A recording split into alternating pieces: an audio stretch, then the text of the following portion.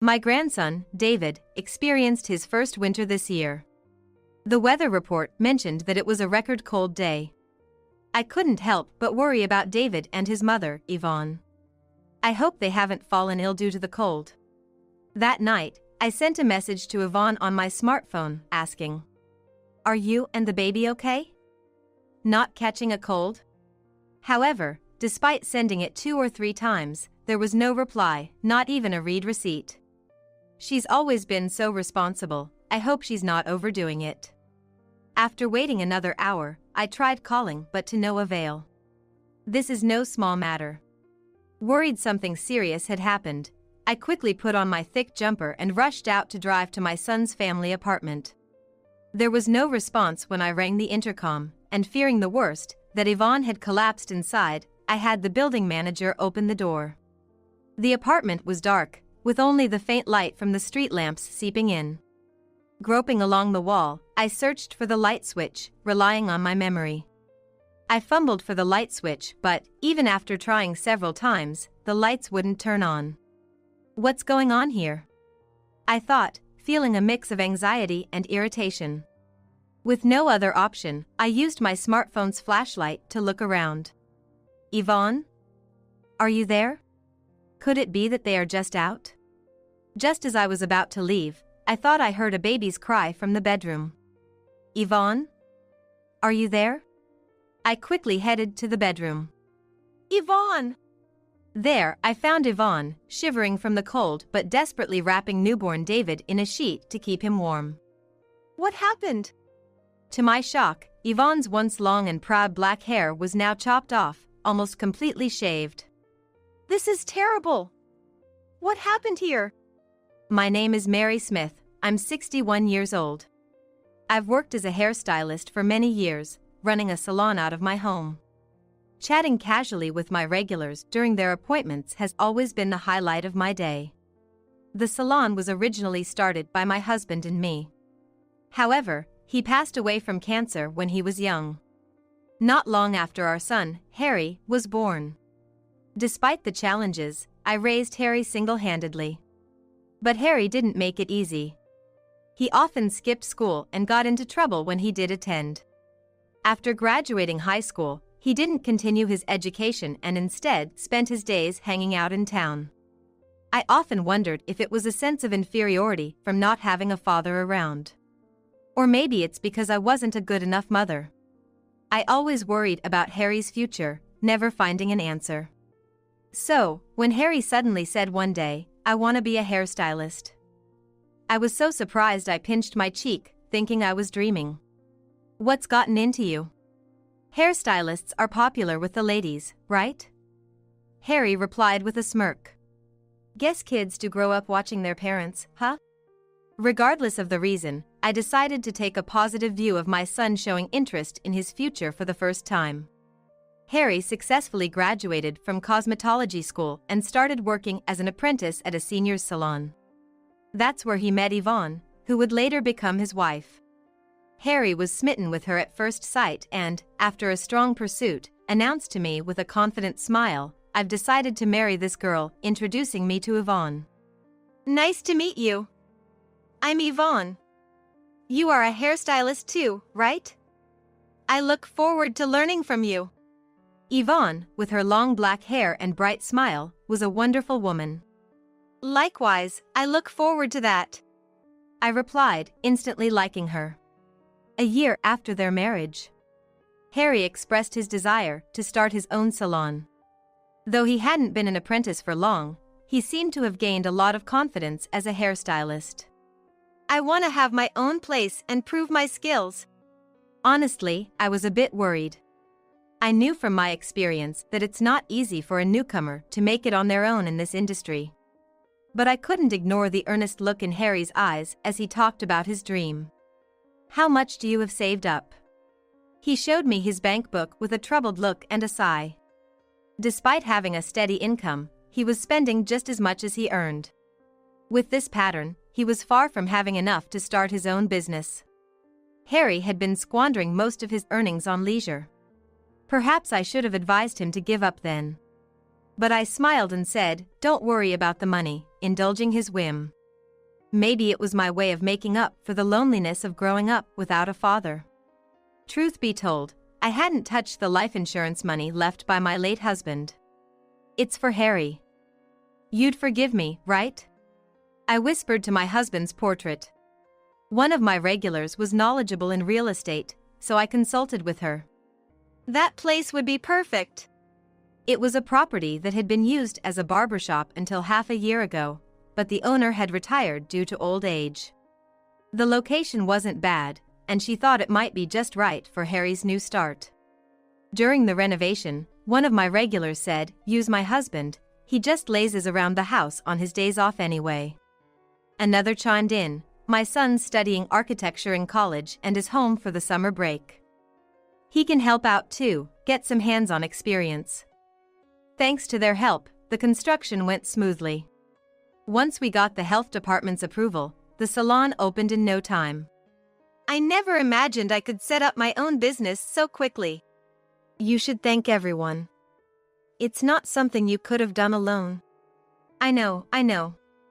I'm grateful to you, Mom. Then, I handed Harry the bank book containing the remainder of his father's inheritance. The purchase and renovation costs were lower than expected, so there was still more than half left. "This is a gift from your father to you. Use it wisely for business expenses, and don't you dare waste it." Yeah. I'm not a kid, I get it," Harry said, chuckling in annoyance. "Don't worry. I'll keep a close eye on Harry to make sure he doesn't spend the money foolishly," Yvonne said with a bright smile. Her words made me laugh. With Yvonne's help, I didn't need to worry about interfering any further. I optimistically decided to watch over their business from a distance. But soon, I realized my optimism was misplaced. Yvonne occasionally visited my salon to update me on their progress, and each time, her expression grew more somber. 3 months after Harry's salon opened, she confided, "Harry's not putting his heart into the work." "What? Harry? Why?" He was so enthusiastic at first, sure that his skills would bring in customers. But within a month, he stopped smiling and began treating customers coldly. As a result, our reputation has plummeted, and customers have stopped coming. I couldn't believe what I was hearing. Harry had wanted his own salon so badly. What had changed in such a short time? Harry thought that being a good hairstylist was all it took, but running a salon is more than that. Yvonne sighed. Indeed, she was right. Business doesn't work just the quality of your work. Customer service plays a huge role in business. It seemed Harry was missing that fundamental understanding. So, what's Harry doing now? He's frustrated about the lack of customers and spends his days drinking. If he doesn't get his act together, we'll lose even more clients. Right now, I'm handling the customers we do have, but if our reputation keeps dropping, the business will only get worse. Yvonne explained, looking like she was on the verge of tears. I felt the same way. All right, I'll have a serious talk with him next time I see him. Thank you so much, Yvonne said, bowing deeply before brushing back her long black hair. Your hair is always so stunning, I commented, trying to lighten the mood. I started growing it out in middle school, she said proudly. Been that long? Any particular reason? Are you familiar with hair donation? Yvonne looked at me earnestly. Hair donation? I think I heard about it at a hairstylist's meeting, but I don't know much about it. Yvonne's eyes sparkled as she explained. It's about making wigs from real hair for children who've lost their hair due to congenital diseases, illness, or accidents. I've been growing my hair to donate to organizations involved in this. Isn't it wonderful to be able to help someone? I read an article about an actress who was doing it, and I thought maybe I could do that too. Wow. That's really admirable, especially for someone as young as you, I said, overwhelmed by Yvonne's passion. 6 months into her marriage with Harry, Yvonne got pregnant. She's always been so conscientious, always pushing herself too hard when I'm not looking. Yvonne, this is the most crucial time. You really shouldn't overdo it. I repeatedly warned her. Every time, she'd just lightly laugh and say, "Don't worry. I'm taking it easy, consulting with the baby in my belly." But in reality, Yvonne worked at the salon right up until the last month of her pregnancy, supporting the family while Harry's attitude worsened. What is he even thinking? Every time Yvonne updated me, I felt my own shortcomings as a mother. One day, I finished work early and decided to check on their salon. I ran into Harry just as he was about to leave. "Where are you going?" "Out for a drink." "There won't be any more customers today anyway," he said nonchalantly, laughing off his situation. The lack of customers had become normal for Harry, and he wasn't even trying to improve things anymore. "You're about to become a father, you know." Harry just waved his hand dismissively and hopped on his motorcycle. "We're not done talking. Think about Yvonne for once." Yeah. I'll do that when I feel like it." He laughed and sped off. Inside the salon, Yvonne was cleaning the floor. "Today, we managed to get just one customer," she said, smiling brightly despite looking exhausted. "Are you eating properly? You need to get enough nutrition. Don't worry about me. It's not just about you. It's for the baby," I said sternly, making sure she understood the gravity of the situation. Yvonne teared up a bit and thanked me. At times like this, the father should be there to support her. I wanted to shout at Harry, who was nowhere to be found. Yvonne told me the salon wasn't doing well, and Harry was spending money recklessly every night. Giving that bank book to Harry was a mistake. I regretted my decision. Yvonne, despite being busy, never neglected her hair care. Gently stroking her belly, she said, "I want to teach my child the joy of helping others." That's when I realized I wanted to support her. Since my son wasn't of much help, I decided to assist Yvonne at their apartment. "I'm always sorry to trouble you." "Don't worry about it, just focus on the baby. It was my fault for not raising my son right." Because of that, Yvonne was suffering. Perhaps it was my way of atoning for my sins, at least. At the end of summer, Yvonne went into labor earlier than expected and was rushed to the hospital. Harry was nowhere to be found, unreachable. I kept sending him messages, but there were no replies, not even read receipts. What on earth is he doing at a time like this? Yvonne's parents had passed away, so I was the only one who could be there for her. "Don't worry, Yvonne, I'm here." I kept encouraging her as she bravely faced childbirth. After a long and difficult labor, I was overwhelmed by the sound of the baby's cries. "He's born. You did it, Yvonne." I was moved to tears, but Harry, who should have been there, never showed up. My grandson, David, was experiencing his first winter. The weather report said it was a record cold day. No wonder it was so chilly that I had trouble getting out of bed. My first thoughts were of Yvonne and newborn David. I hoped they weren't affected by the cold. Worried, I sent a message to Yvonne that night. "Are you and the baby okay? Haven't caught a cold?" But even after sending 2 or 3 messages, there was no response, not even a read receipt.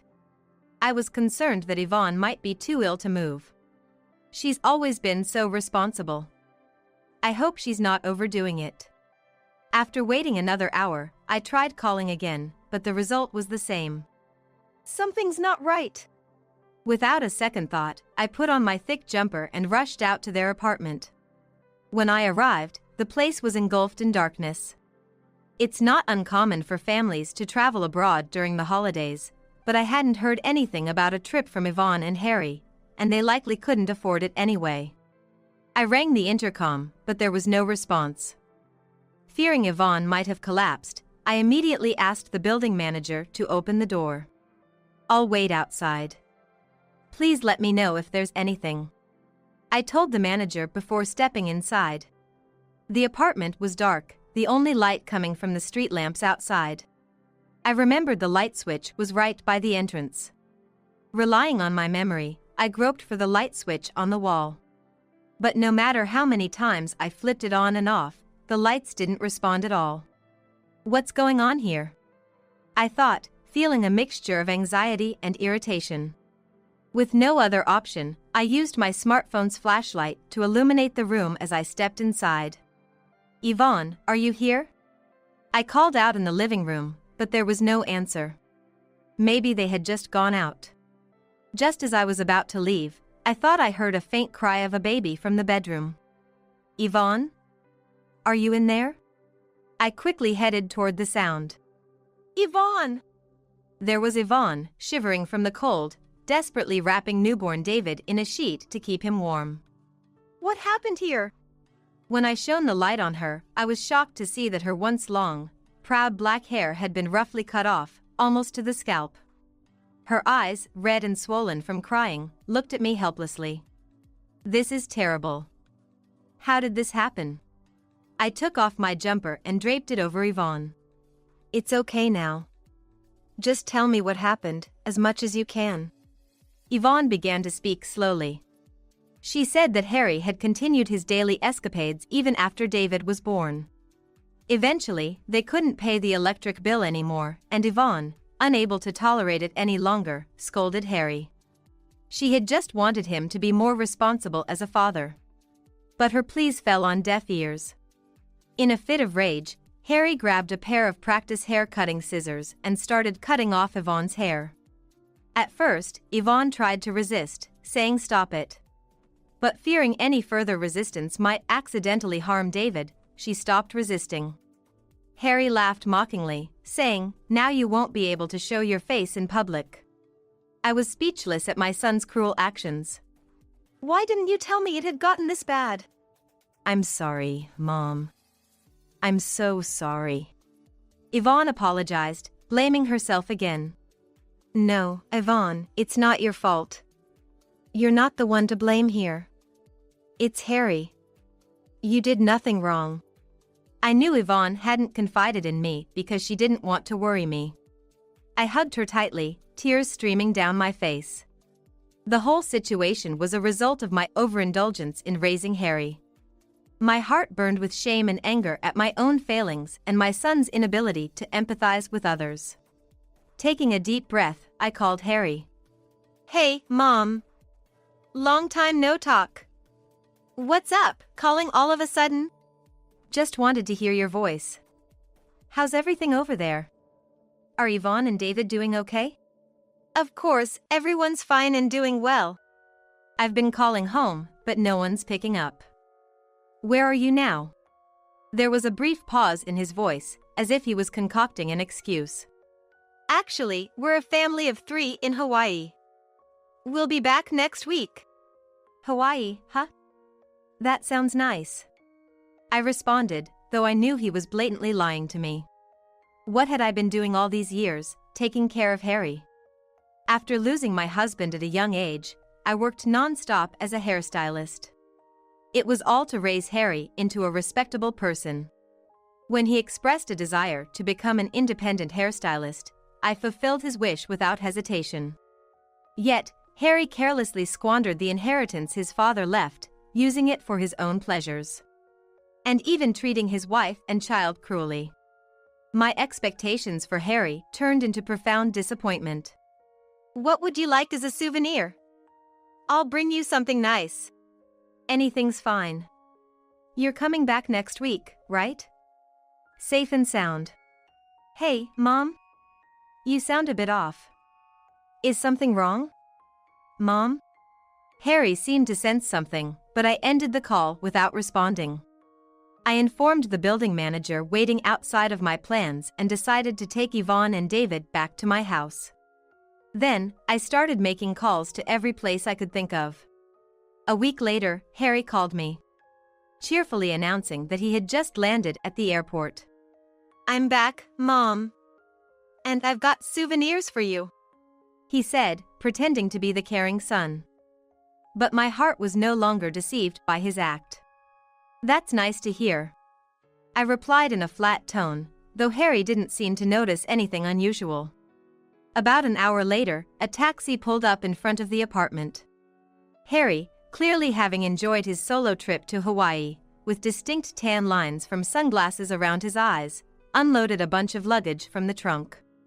He took out his keys, expecting to enter the apartment where his wife and son should be waiting. He must have thought that once he inserted and turned the key, the door would open immediately. However, no matter how many times he tried, the key wouldn't fit the lock. "What's going on here?" he exclaimed in frustration. I approached him quietly from behind and asked with a smile, "Did you enjoy your trip to Hawaii?" though my heart was boiling with anger. "Mom, you're here?" Harry said, relieved to see me, misunderstanding the situation. "Listen, Mom. I just got back and tried to enter the house, but the key won't fit.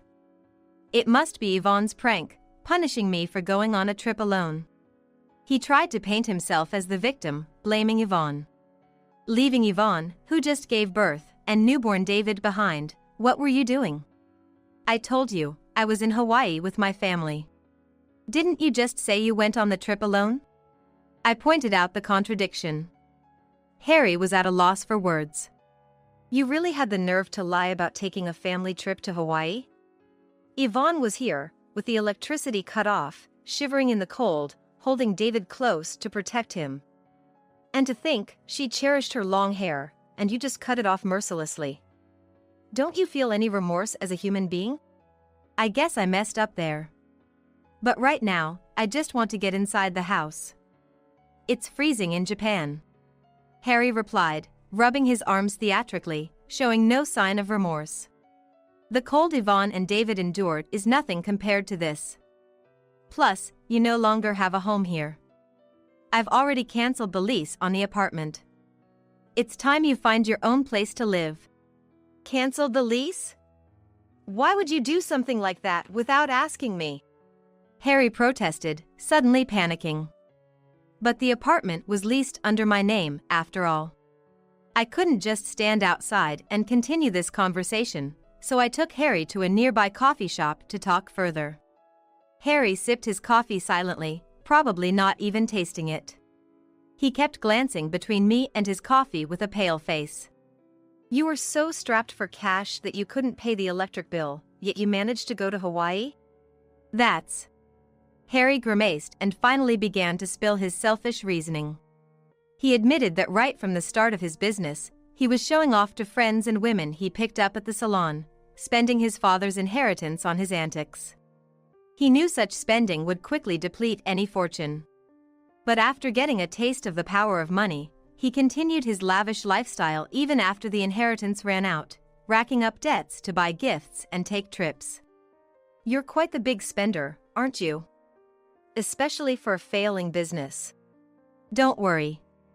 I'm a professional hairstylist. Once I get serious, clients will come flooding in, and I'll be able to support my family. Harry replied with unfounded confidence. I looked at him coldly. Your salon? I've already sold it. All the equipment too. It's too late to get anything back. I shattered his baseless confidence. That's a lie. Why would you do something like that? Harry's face turned red as he slammed his hand on the table. Oh? You were planning to continue with the salon? I thought you had abandoned it since you left everything to Yvonne. Besides, I bought the building and land in my name. You have no right to complain now. But I was just trying to attract customers. I had it all planned out. Harry's eyes looked like those of a child about to burst into tears. If you're so confident in your skills, you should be able to start over from scratch. I said coldly, then left the coffee shop after placing money for the coffee on the table. A month passed. Yvonne and I avoided any contact with Harry, but unpleasant rumors inevitably reached my ears. After I pushed him away, Harry apparently ran to his friends begging for money. But they were the kind who gathered around him for his money. Naturally, nobody was willing to help a financially drained Harry.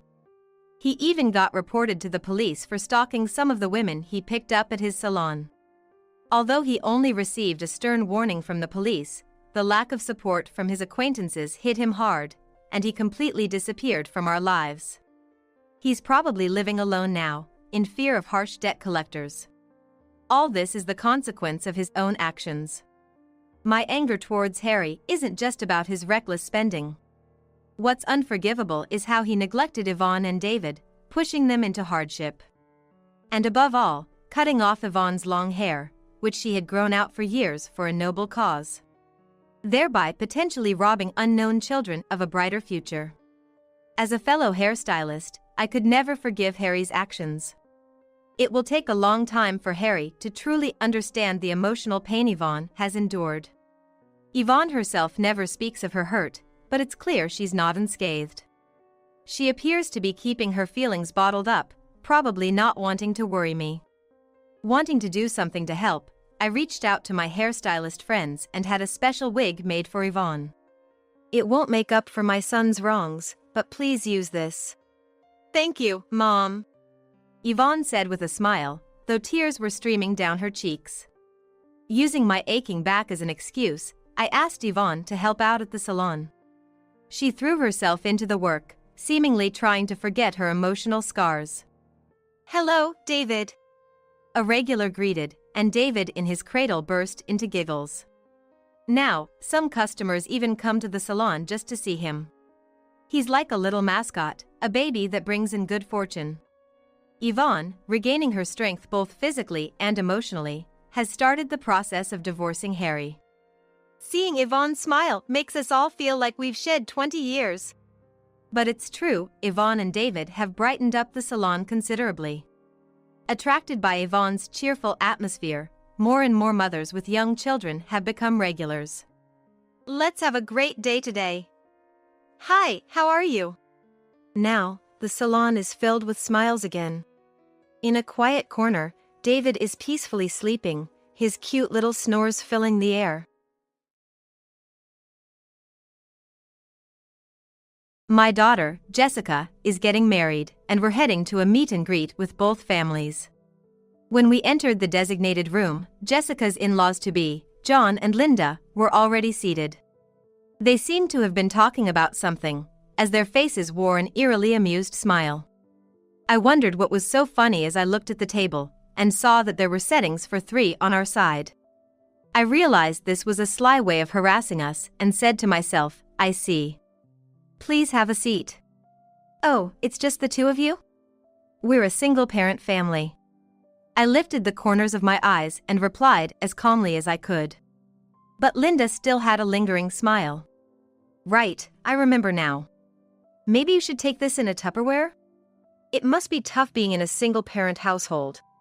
Linda covered her mouth with her hand, trying to suppress her laughter. Despite her harsh words, I didn't even bat an eyelid. Seeing this, Jessica tapped my shoulder. "That's terrible. Mom, let's go home." "Why's that?" "If it means you have to suffer, I'd rather not get married." Touched by my daughter's kindness, I smiled and firmly said, "That's not necessary.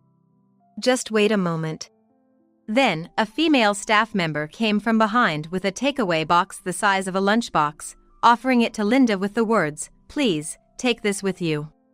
John and Linda were taken aback, looking surprised. "If being low income is tough, please, take this." "What?" "My name is Emily Johnson. I'm in my 50s, feeling the midpoint of my life deeply as I live in a slightly spacious 3-bedroom house with my daughter, Jessica. When Jessica is at school, the emptiness of the living room feels lonely. During such times, I make it a routine to prepare 2 cups of tea. One for me, and the other for my late husband. Looking at the cup I poured for him, I feel comforted, thinking he might be here with me. He passed away from cancer about 20 years ago, just when we were about to start treatment. Just before he passed away, while lying in bed, he implored me about our only daughter, Jessica.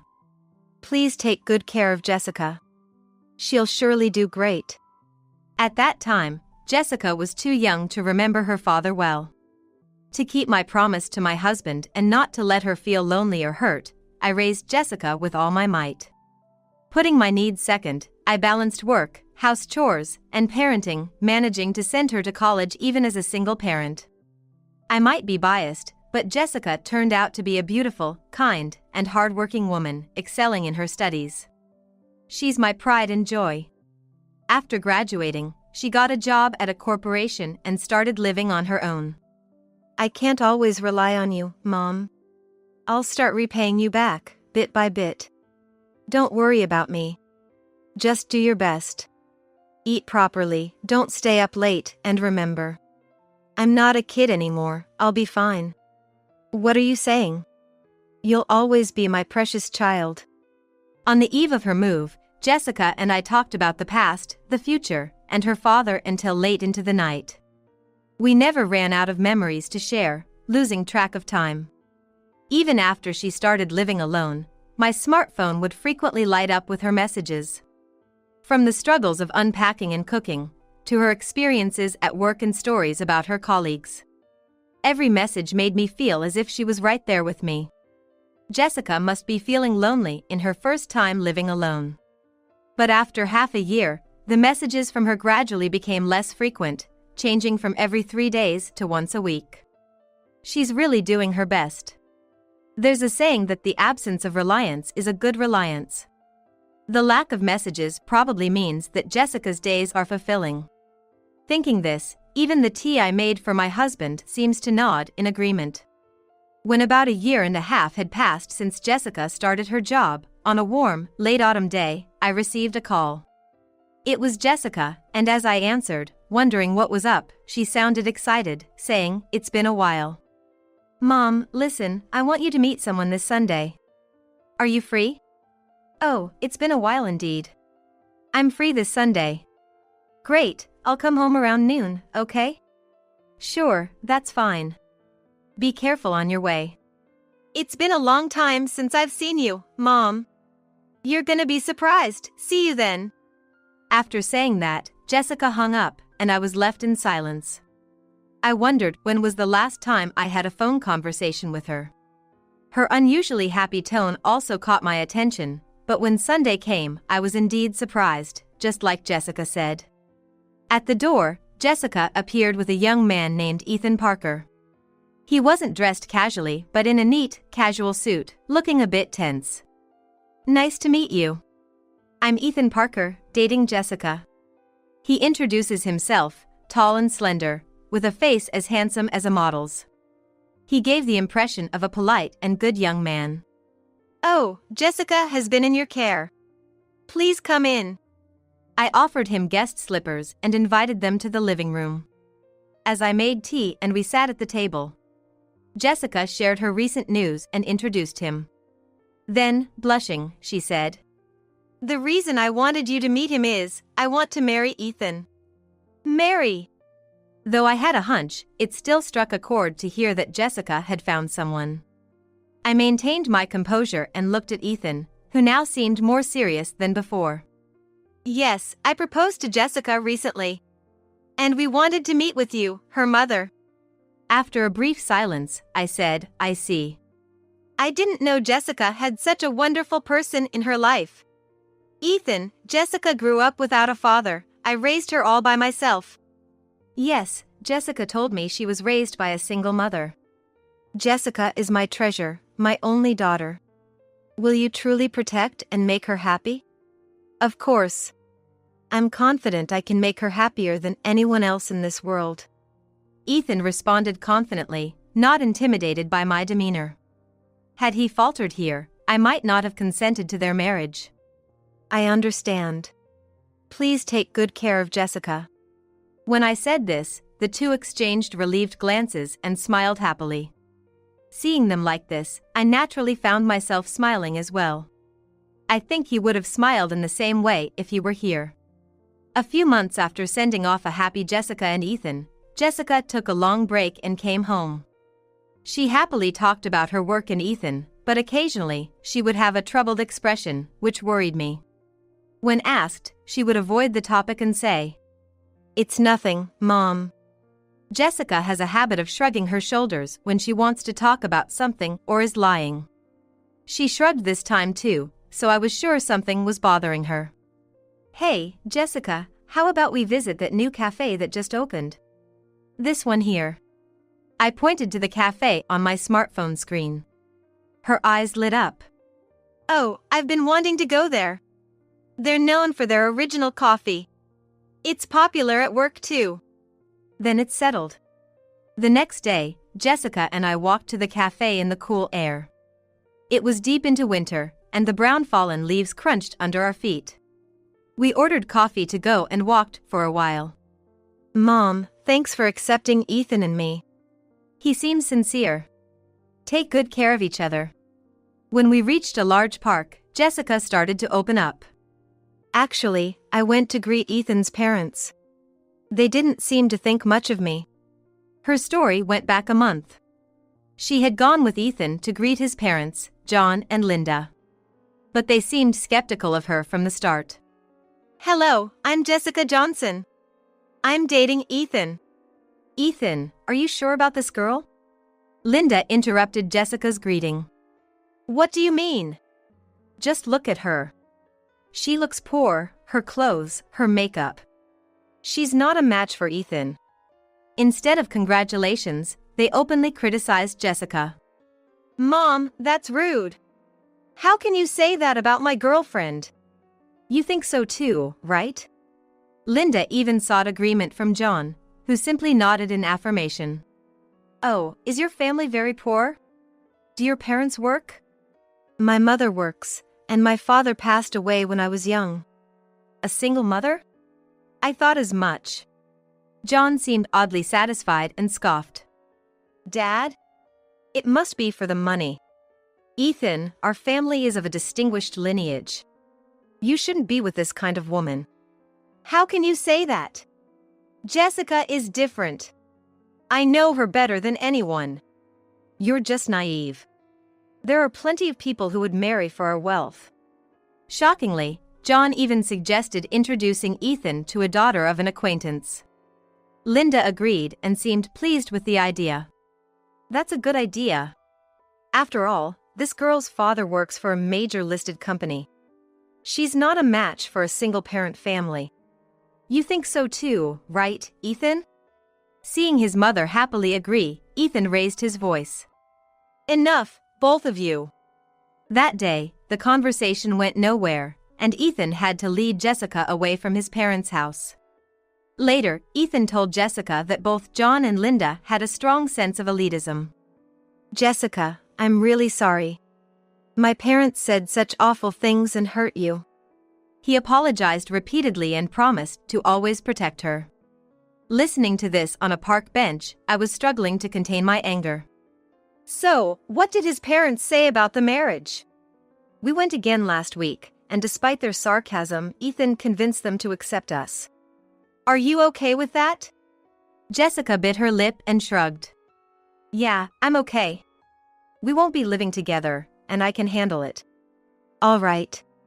It was clear that the relationship between the Parkers and Jessica was strained. Even with Ethan's promise to protect her, there would be limits. Knowing the difficulties ahead, I wished I could advise her to reconsider the marriage. However, having already given my consent, that was no longer an option. Even in just this short period since the greeting, Jessica looked so downcast.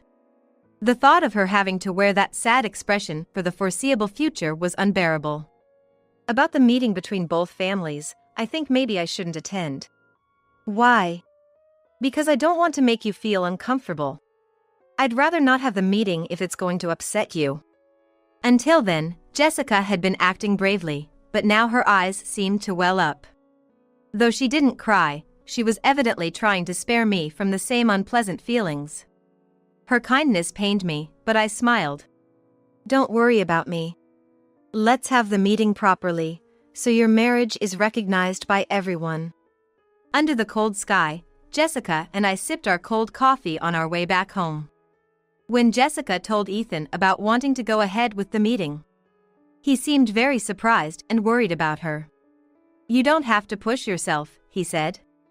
"I'm fine. Mom doesn't mind either. If that's what you want, I'll talk to my parents about it." On the day of the meeting, Jessica and I went to the venue. We were silent, but I decided to face the situation with my head held high and my chest puffed out. We took a taxi to the designated famous hotel, taking deep breaths at the entrance. However, Jessica was still anxious. When the hotel was chosen, Linda had made a snide remark, adding to Jessica's unease. "That famous hotel featured in commercials. I know it's a place unfamiliar to your family." Such unnecessary comments should have been brushed off, but Jessica took them to heart and completely shrank into herself. I gently embraced Jessica's shoulder, signaling with my eyes, "It's going to be okay," and we started walking together. At the entrance, Ethan, who seemed to have arrived earlier, was waiting for the elevator. "Thank you for adjusting your schedules to meet today." Ethan looked much more nervous than the last time we met, sweating even in the cold of winter. "No, thank you. We appreciate your efforts today. Well, you might have heard from Jessica, but this hotel is where my father works, and..." Ethan stuttered, clearly worried his parents might say something offensive. Given their attitude towards Jessica, I expected they would treat me the same. I replied with confidence. "Yes, I am aware. There's no need to worry. Besides, you look more handsome when you're confident." Ethan looked up sharply, just as the elevator doors opened, and an announcement indicated we should proceed upstairs. We stepped in and rode up to the designated floor. Entering the assigned room, John and Linda were already seated, smirking in a way that seemed both creepy and amused. Glancing at the table, I noticed that only 3 sets of dishes were prepared on our side. I immediately understood this subtle form of harassment. "Oh, we've been waiting for you. Please take a seat." "Oh? Just the 2 of you? We are a single-parent family," I replied, lifting the corners of my eyes, trying to stay calm. But Linda's smile turned into a sneer. "Oh, right. Why don't you take this home in a container? You must be poor." Single mothers must have such low incomes, always hungry, right?" "That's right. The income of single-parent families is well known to be low." Linda covered her mouth with her hand, barely holding back her laughter. Despite the shocking comments, I remained unmoved. Seeing this, Ethan couldn't help but cry out. "Dad, Mom, stop it right now. This is too disrespectful." At that moment, Jessica tapped my shoulder. "This is terrible. Mom, let's go." "Why? If it means my mom, who sacrificed everything for me, has to suffer like this, I don't want to get married." Hearing this, Ethan turned around in shock. "Jessica!" I looked at them and said firmly. "That's not necessary. Just wait a moment." Then, a female staff member approached from behind with a lunchbox-sized pack and offered it to Linda. "Please, take this to go." Linda and John were taken aback, looking utterly confused. "If you're concerned about low incomes, please, take this." "What? At least Mrs. Johnson here is far from being poor." The staff member, speaking clearly, placed the pack down and stepped back gracefully.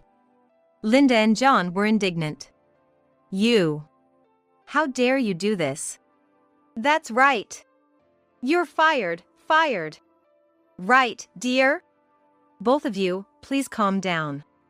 She's an old friend of mine. The rude ones here are you too."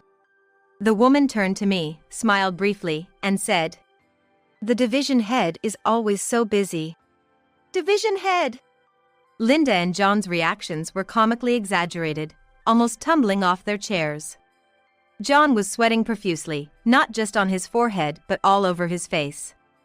I hadn't intended to hide it, but I am the daughter of the president of the group company that owns this famous hotel. I have worked for this company for many years, continuing even after marriage. When I was pregnant with Jessica, I took maternity leave like any other employee and raised her while working in place of my husband. By the time Jessica entered college, my efforts were recognized, and I was promoted to division head, thanks to recommendations from colleagues, but this couple was unaware of it. "Are both of you listening?" I addressed the 2 lying on the floor with a firm voice. "Today, we came here to discuss the marriage between my dear daughter and your son, Ethan. It seems you have spoken very poorly of my daughter." I glared at them, causing John and Linda to shudder.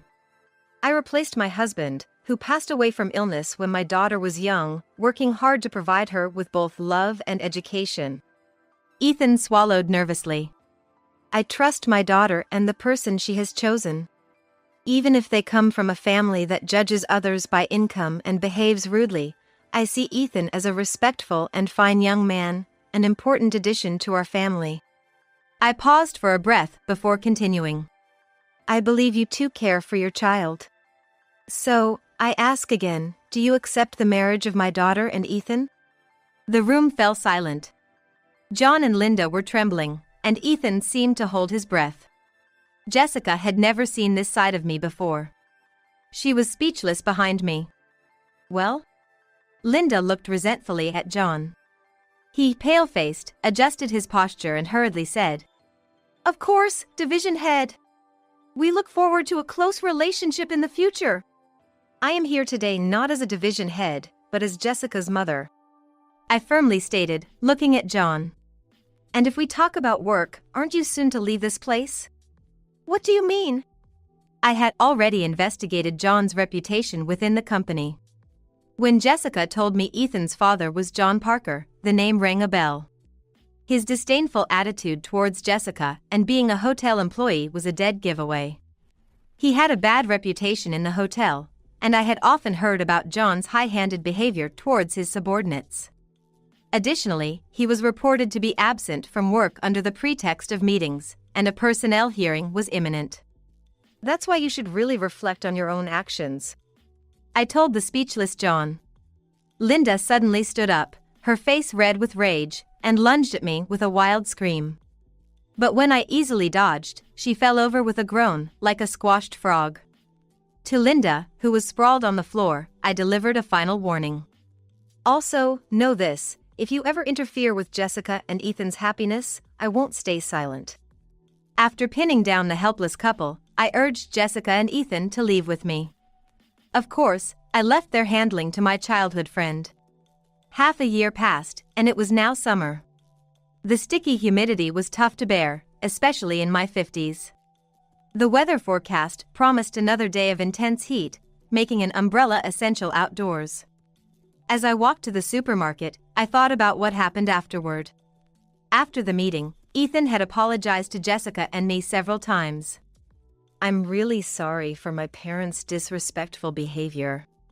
He was so apologetic he even bowed to the floor, prompting me to quickly lift him up. You don't need to go that far. Your sincerity is apparent. It's just so embarrassing. I don't want anything to do with such parents anymore. But they are the ones who raised you, aren't they? No, my aunt and uncle raised me. My parents left me with them until I went to college. I had always wondered why Ethan's character was so different from his parents' arrogance. It turns out his aunt and uncle, who raised him, were decent people. Recently, Ethan formally cut ties with his parents after they came begging for money. After the meeting, Linda called Ethan in a panic. Ethan, your dad lost his job. They said it was due to job negligence. But Ethan responded indifferently. That's tough. Don't talk like it's someone else's problem. We're out of money, you need to send us some. Mom, I know about it. Uncle told me, you have a spending habit, right? What are you talking about? If you could just get rid of that habit, wouldn't our lives be more comfortable? Please stop relying on me. That guy, always saying unnecessary things. After that, there were several more phone calls. Linda had exhausted her savings because of her spending habit, and even John's retirement fund was running low. Struggling financially, Linda and John were not only asking for money but also insisted on speaking to the division manager. They kept calling all the time, morning, noon, and night, so eventually, Ethan's patience ran out. Both of you, just stop it. I don't want to cause trouble for my wife or mother-in-law. Saying that, he abruptly ended the call and blocked their numbers. Not only that, Ethan changed his cell phone number and moved to a new apartment with Jessica, changing their address. Of course, he didn't tell his parents, so John and Linda had no way of knowing what happened to Ethan and Jessica afterwards. This removed any disturbances in the couple's happy married life. From what Jessica told me, since then, they have been living peaceful days together. As for me, I've managed to build a good relationship with the newlyweds, having meals together 2 or 3 times a month. Also, this incident made me realize a big misunderstanding. I had been working hard to ensure Jessica didn't face hardships raising her on my own, but in doing so, I had completely stopped going on trips, which was my hobby. Jessica thought she was the reason I gave up my hobby. My efforts to spare Jessica any worry or hardship ended up making her worried about me. Don't worry about me from now on. I want you to spend time and money for yourself, Mom. Until Jessica said that, I was enjoying living alone at home, but since then, I started going on trips on weekends. I, who loved domestic travel, started visiting places I wanted to see and places with fond memories. Strangely enough, as I worked hard in my daily job, I began to feel it's okay to spend time and money on myself. Moreover, exploring recent lodging facilities has even benefited my work. Projects have been progressing more smoothly, killing 2 birds with 1 stone. Thinking of this as thanks to Jessica, I finished paying at the store and left. Today's shopping was also for ingredients to cook dinner together with the 3 of us. Looking up, I saw Jessica coming from the opposite side. Mom, are you okay? Don't overdo it, let me carry that for you. Jessica hurried over and easily lifted the shopping bag in my right hand. Oh, thank you. Shall we go then? Yeah, Ethan's gonna come right after he finishes work. He's been looking forward to your summer vegetable curry. Jessica said, smiling sweetly. I'll have to make plenty then. Recently, there was happy news. Jessica is pregnant. This made not only me and Ethan happy, but Jessica as well. I'm secretly planning to send clothes and toys for the grandchild, keeping it a surprise for the 2. Though I wonder if it's too early, I know the child will be here before we know it. I'm already eagerly awaiting the day I can meet this new life. Just as construction began on our new home, my husband lost his job. He had promised to pay half of the mortgage even if he had to work part-time, but he couldn't find another job and didn't even work part-time. When our new home was completed, he suddenly came up with a ridiculous idea. I've decided to give this house as a wedding present to my adorable niece. We can always buy another house. If you disagree with me, let's get divorced right away. Huh? What does he mean? I was shocked, but I knew his secret, so I was ready to happily agree to a divorce if that's what he wanted. Smugly thinking he had his way, my husband quickly filed for divorce. Then he started asking about the division of property. When I threatened to reveal his secret, his attitude changed dramatically. With the help of a certain person, his plan took an unexpected turn, leading to an unbelievable situation. We had been married for 3 years. Next year, I will turn 30, and my husband, Daniel, will be in his mid-30s. We discussed whether to have children. Bearing a child requires physical strength, and one cannot always maintain their current health. I wanted to have a child before my mid-30s and discussed this with Daniel. If he felt it was unnecessary to force ourselves to have a child, I was okay with that. However, Daniel said he also wanted a child, but our current home was too small for a family. He suggested considering buying our own home. Raising a child and owning a home would cost a lot, not to mention a mortgage of nearly 30 years. By then, Daniel would be in his mid-60s, likely retiring. I didn't want our child to struggle because of a mortgage. My mother worked full-time while raising me and doing household chores. She worked until retirement, supporting my father and me. I always respected her and decided to work while maintaining a household. With this in mind, I was determined to realistically plan for our own home. We chose a builder and our home plan was on track. Fortunately, we had savings, so we decided to pay a large down payment to reduce future mortgage troubles. Just as things were coming together, Daniel's company went bankrupt, and he lost his job without any severance pay. I asked if there were any signs of the company failing, but he snapped back, saying he couldn't have known as he wasn't a senior executive. One morning, he went to work only to find the office closed with a notice. It said the company had gone bankrupt the day before. It was a small company, and apparently, the executives had fled in the night, leaving no severance pay or salary for that month. I suggested putting the house plan on hold, considering our uncertain future. However, Daniel insisted we continue since we had already made plans. He promised to find a new job without being picky and convinced me to put the plan on hold temporarily. I thought he would find a job quickly if he wasn't choosy. I decided to continue with our plan once he secured employment. Daniel started visiting the employment office and searching for jobs online.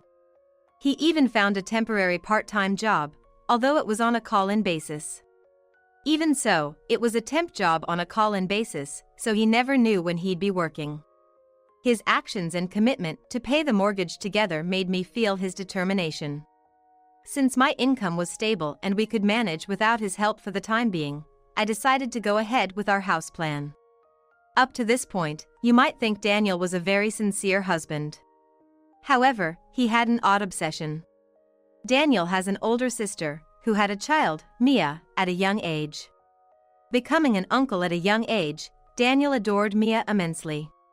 My sister-in-law lived far away due to my brother-in-law's job transfer, so we didn't see them often. But my husband, Daniel, would send gifts and a lot of cash to his niece, for allowance or as Christmas gift, sometimes 5 times the usual amount.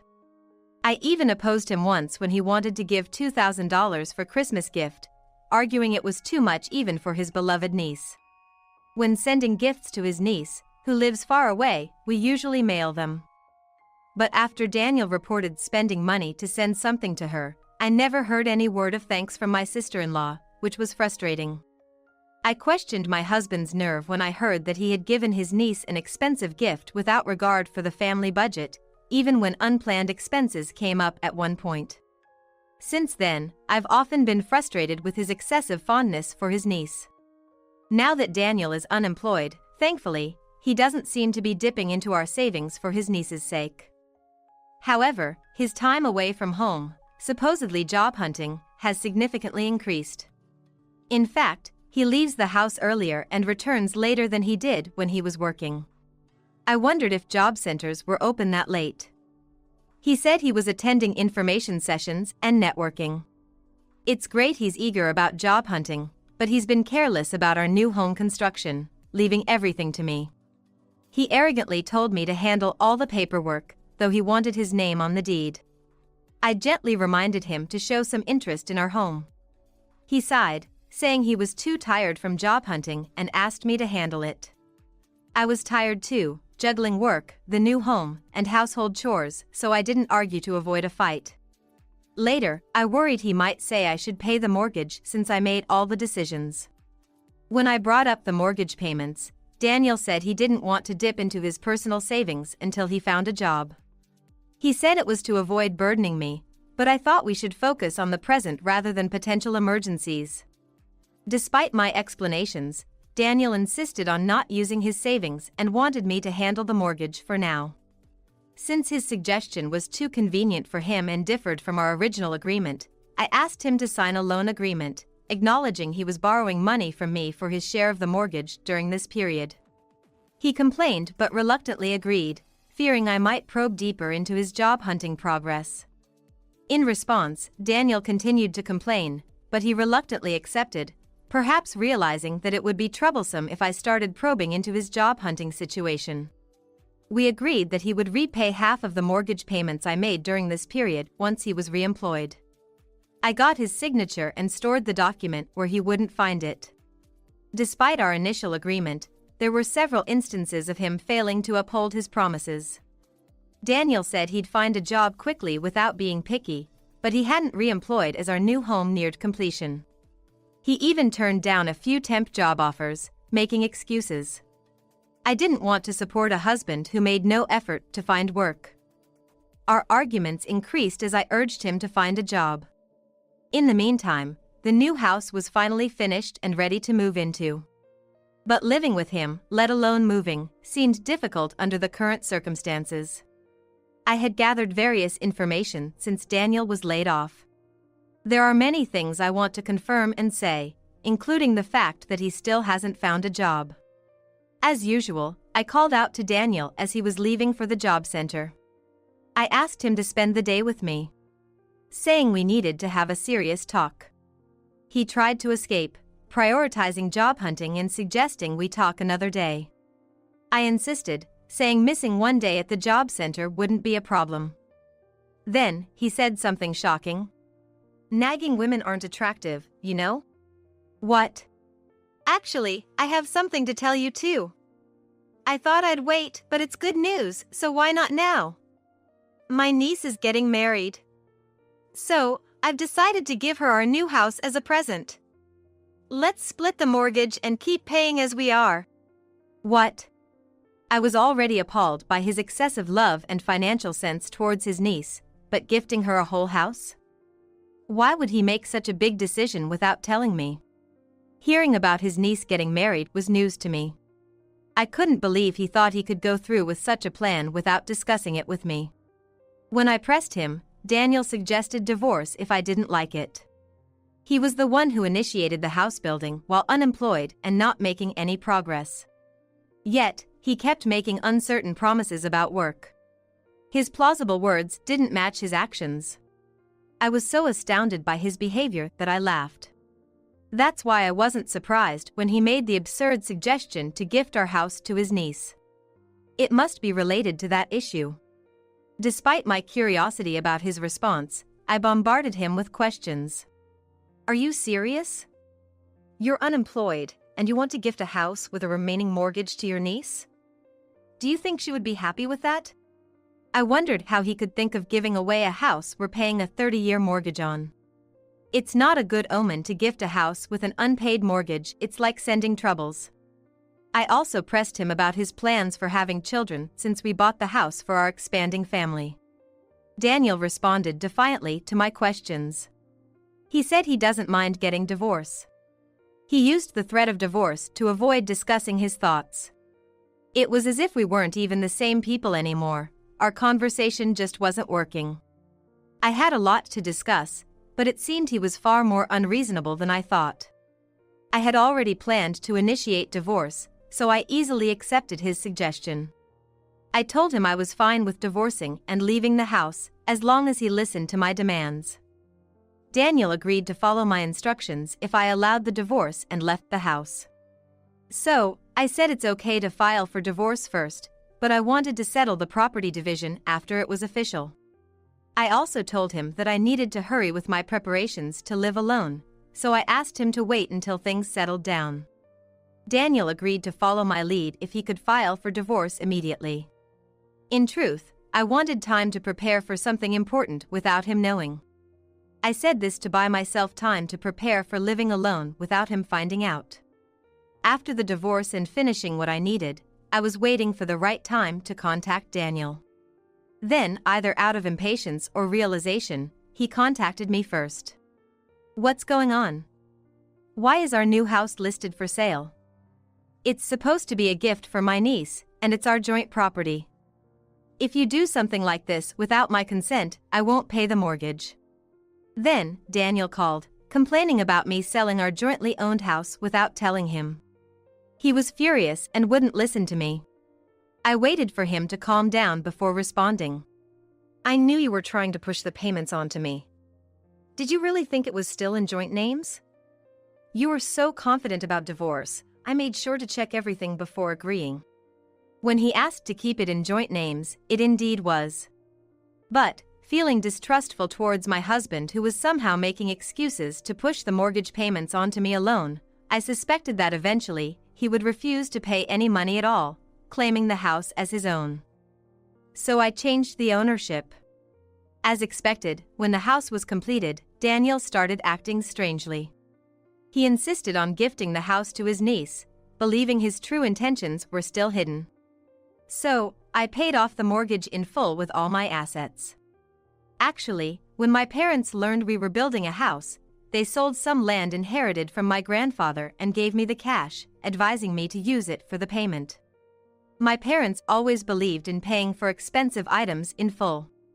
My parents always said it wasn't wise to easily commit to a mortgage, given its uncertain future. That's why, when we were building our house, they provided financial assistance so we could pay in full without a loan. I could have followed my parents' advice, but just as I was about to discuss this, Daniel lost his job. I thought if he knew about this money, he would become even more irresponsible, so I kept quiet. Also, if I paid in full, I felt Daniel, with his attitude, would likely never repay me. I didn't want to trample on my parents' kindness by revealing this. Daniel was furious when he found out I had changed the house's ownership without his knowledge. He accused me of breaking our promise to keep the house. The house is still there, isn't it? It's not demolished, it's perfectly habitable. It's still existing, even if in someone else's hands, so you have no grounds to complain. If you really want it, you can buy it back. It's my prerogative what I do with the house I paid for in full. Of course, I could have chosen to live in that house. But living in a home planned with my estranged husband felt wrong. When Daniel realized I had sold the house, he angrily said I shouldn't make excuses. He then started insisting he had a right to part of the money from the sale as it was marital property. He demanded an immediate partial payment, saying we'd settle the exact amount later. I told him we should meet to discuss this and other matters. I arrived at the designated place first and waited for Daniel. Shortly after, when Daniel arrived at the designated place, he was about to say something upon seeing me. I showed him something before he could speak, and he was stunned into silence and looked at it carefully. What I showed him was the result of a private investigator's surveillance. It revealed his infidelity. There were enlarged photos of him kissing another woman on the street. There were photos of him dining at fancy restaurants and entering a hotel. According to the report, Daniel did job hunt for a few days after losing his job, but people around his mistress said they met around the time our house construction began, and they were seeing each other almost daily. Daniel had been playing the sympathy card with her from the start, claiming to be single and considering marriage, but struggling to find a job due to the recession. He wasn't just seeking sympathy, he was financially exploiting her, asking for money and gifts under the pretense of marriage. His actions, demanding money and gifts under the pretense of marriage, were akin to those of a marriage scammer. Knowing this made me feel sick. His sudden insistence on divorce seemed like he had had enough of everything. My talks about the mortgage, his uncooperative attitude, he probably got tired every time I brought these up. It seemed he planned to switch to his mistress, who was more sympathetic and compliant than me. The story about gifting the house to his niece was just an excuse to get a divorce. I realized his intention to use my refusal as a reason for divorce right away. He thought he was manipulating me, but in reality, I was the one in control. I had hired a private investigator when I noticed Daniel's strange behavior and knew about his affair. The excuse about gifting the house was unexpected, but I had already decided on divorce once I learned of his infidelity. What I wanted to discuss before moving into the new house was this matter. Initially, I planned to confront him about the affair and proceed with the divorce, but seeing his irrational behavior made me realize he was not someone I could reason with. So, I decided to let him think he had his way while I strategized in the background. Holding all the evidence, I confronted him. I have solid evidence of your affair. You can't escape this. I will demand alimony from you. You knew and kept quiet? What kind of woman stays silent knowing her husband is cheating? You're no good. Loving? You were the one betraying me, weren't you? When Daniel started talking about being a loving husband, I couldn't help but burst into derisive laughter. As I countered his statement, he hesitated for a moment, then as if struck by a brilliant idea, he again insisted on his right to property division. At that point, I made a call to my father-in-law as my final card. I informed him that Daniel was demanding a share of the property. Daniel started to rant about why I needed to involve his father, but he stopped abruptly when I told him his father wanted to speak with him. I put the phone on speaker, and Daniel heard every word of his father's scolding. His father berated him for his behavior, asking what a man over 30 was doing, and whether he wasn't embarrassed by his infidelity and the ensuing family breakdown. Furthermore, he ridiculed the idea of Daniel asking for property division after causing such chaos. Daniel has always had a bad relationship with his father-in-law, unable to defy him since childhood. His father-in-law detests dishonesty and particularly loathes those who harm or deceive others. After Daniel brought up divorce, I first consulted with my father-in-law. I asked for help only if I couldn't resolve things myself. My father-in-law assured me he would deal with Daniel, who had strayed into infidelity. I had many things to say to Daniel, who had betrayed me. If my father-in-law intervened too soon, Daniel might have fled. So, I kept silent about consulting with him. Part of the reason I wanted to delay things after the divorce was to arrange a meeting with my father-in-law without Daniel knowing. I also needed to ensure that Daniel didn't find out about the sale of the house. Additionally, I wanted to clarify Daniel's relationship with his niece.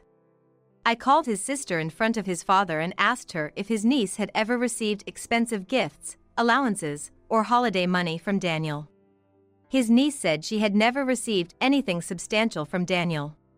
His sister even mentioned that when his niece was young, Daniel attended her birthday parties without bringing any gifts. He gave only a cheap birthday card. I also asked about his niece's supposed marriage plans. It turns out that his niece, whom he claimed to be dating, had no plans for marriage, and she was puzzled about where the story even originated. She had never expressed a desire for a house, and in fact, would find it burdensome and troubling if offered. Both my sister-in-law and father-in-law were surprised to hear about Daniel's alleged fondness for his niece. So, where did all the money Daniel claimed to spend on his niece go? His sister then provided valuable information. When Daniel was around 20, his father was away on a work assignment. And Daniel got caught up in a police raid at an illegal casino. Daniel was terrified of his father finding out about his encounter with the police. Daniel begged his mother, who picked him up from the police, to keep it a secret. Under the condition of full confession, it came out that Daniel had been taking valuables from the family storage to fund his gambling addiction. Although he had promised to quit, his gambling seemed pathological, and it was doubtful he had stopped. Hearing this, my father-in-law checked the storage against the inventory and found several items missing. He confronted Daniel about his gambling, accusing him of using his niece as a cover for his addiction. "You're still gambling, using your niece as a cover, aren't you?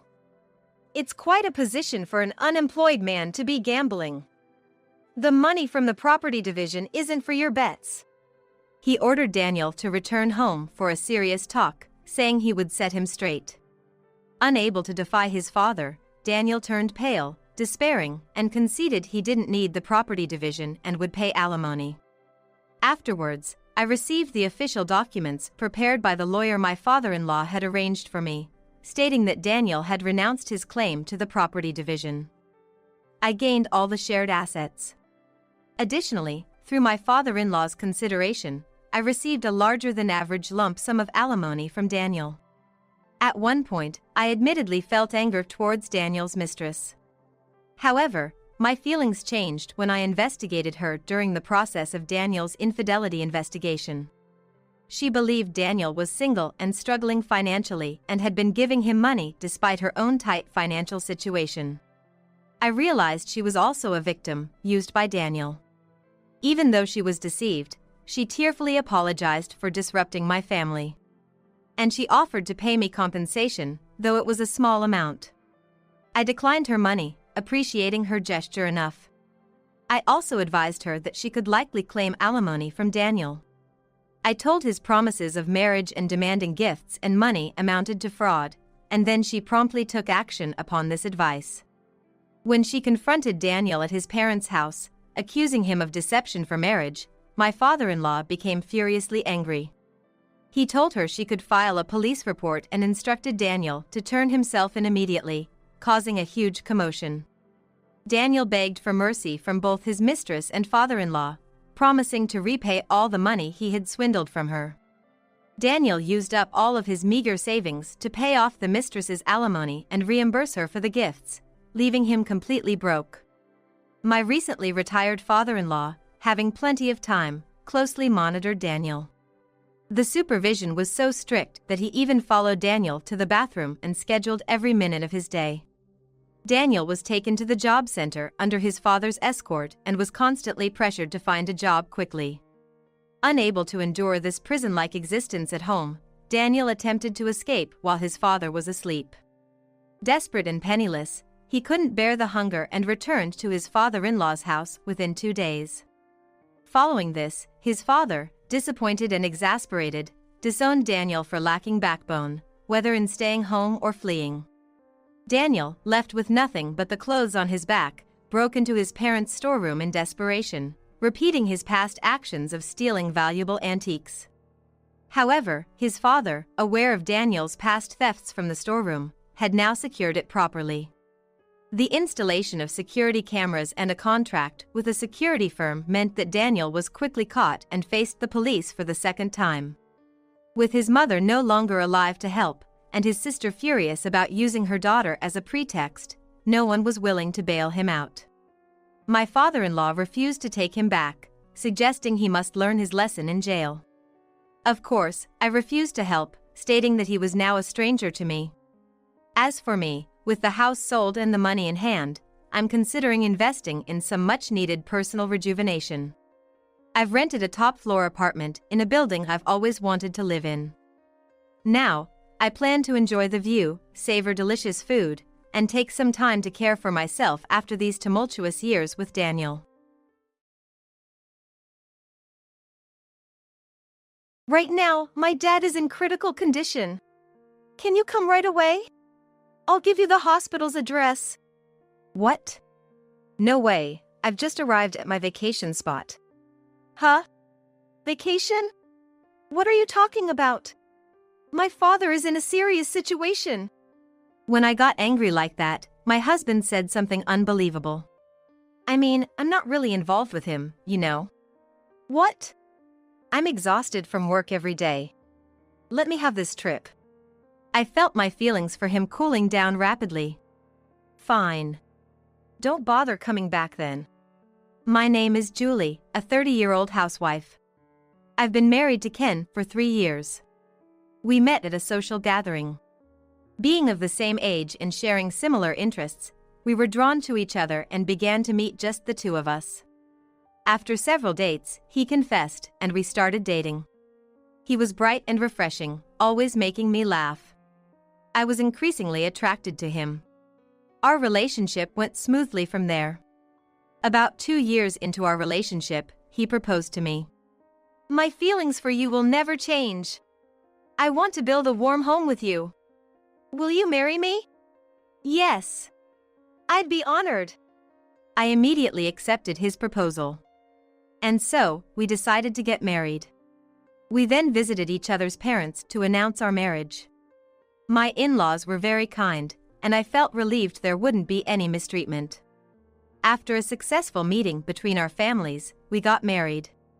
Then our married life began. I quit my job to become a full-time housewife, as Ken had wanted. I worked hard at household chores, supporting him in every way. I made sure my cooking, laundry, and cleaning were top-notch. I paid special attention to our meals, ensuring a variety of dishes and different menus daily. It seemed like he was satisfied with my efforts. Your cooking is so good, it makes me want to come home early every day. I'm glad to hear that. I'll keep making delicious food. Thank you. Seeing him happy while eating made me feel joyous. I believed we would continue to live happily together. But things started to change after our daughter Mina was born. Being a new mom, I struggled with many unknowns in parenting. Sometimes, I couldn't manage household chores as I wished. Mina often woke up at night, making it hard for me to get up early and prepare Ken's lunch. Sorry, can you buy lunch today? Mina kept me up until 4 a.m. What? No lunch? I don't want to eat out. Then you should have stayed up and made lunch. What? You're just relaxing during the day, right? Sleep when I'm at work. Frustrated, Ken snatched $50 from me and left for work. I was stunned by his words. I didn't expect such a reaction. I was doing my best with parenting and household chores alone. I accepted doing household chores since I'm a housewife. But I wanted his help with parenting. There's no rule saying I should be the only one to bathe her, change diapers, or soothe her at night. However, Ken seemed to think his job was done by working, and parenting was solely my role. He couldn't accept any slack in household chores because of our child. Is this another lazy meal? What? Lazy? It's obvious. What do you mean? There's a main dish, 2 side dishes, and a soup. The main dish is weak. You used to make more substantial meals. Are you slacking off? I've told you, I'm swamped with childcare and can't spend as much time on household chores. That's just an excuse. My mom always managed, even with me and my brother. She had it harder than you with just one child.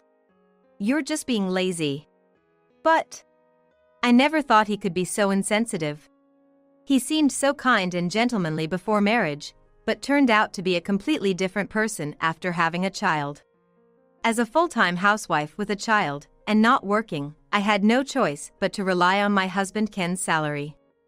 I felt it was unfair, but I couldn't stand up to him, fearing that being abandoned would be the end for me. In the end, I couldn't argue back and just accepted what he said. It really infuriated me when Ken seemed pleased with himself for having the upper hand. I wanted to go back to my parents' house to relieve stress, but it was quite a distance from our home, making it hard to visit easily. This added to my frustration. If I could meet and talk with my mom during the day, it would help me let off some steam and feel more at ease. However, the distance meant I often had to endure alone. Despite this, I managed to balance childcare and household chores. Time passed, and my daughter Mina turned 3. At this age, she began to speak a lot more, and conversing with her became a way for me to take a break. Now that she started going to kindergarten, I had some time to myself, which allowed me to do housework and relax more. However, my relationship with Ken was growing colder by the year. He seemed not to want to be with me anymore and started coming home later and later. Usually, he returned around midnight, sometimes just catching the last train. He rarely ate dinner at home and barely interacted with Mina. He would come home when she was asleep and leave for work before she woke up, so they hardly saw each other. At one point, Mina even thought of Ken as just some man who was around on weekends. I felt it was bad that her own father was seen this way by his daughter. Ken, can't you come home earlier? Mina doesn't even recognize you as her father. She asked me where her dad was and what he was doing. She tells her kindergarten teachers she doesn't have a father, and they even asked if we were divorced. Ken seemed a bit shocked by this, but unwilling to change. I'm working late, then going out with my boss and juniors for drinks. It's all linked to my earnings, which supports our family. So, you should handle these things. That's your role as a wife and mother. In the end, he just dumped everything on me. It sounded plausible, but essentially, he didn't want to do anything. I doubted whether he was really working overtime or just out drinking. While I nodded along to his words, inside, I doubted him. It was foolish of me to have hoped for his understanding. He didn't share my sense of crisis at all. Underestimating a child can lead to a harsh backlash someday. And while Ken claimed he was working hard, our financial situation hadn't improved. If he was truly working overtime, it meant he was spending the extra money on himself, which was pointless and only beneficial to him. Ken began going out alone more often on weekends, even telling me to pack for sudden business trips. He seemed to see me more as a housekeeper. It seems like the only reason for continuing our marriage is because I take care of everything around the house. I didn't want to live just to take care of him. This rebellious feeling grew within me. But as long as we depended on Ken's salary, I couldn't just leave with Mina. So, I told Ken I wanted to work part-time during the day. Earning my own money, even a little, was important. As expected, he wasn't happy. Huh? That's unnecessary. You just need to take care of the house as a full-time housewife. I want to save for when Mina wants to take classes or for school expenses. Of course, I'll still do the housework. Besides, you're hardly home for dinner these days.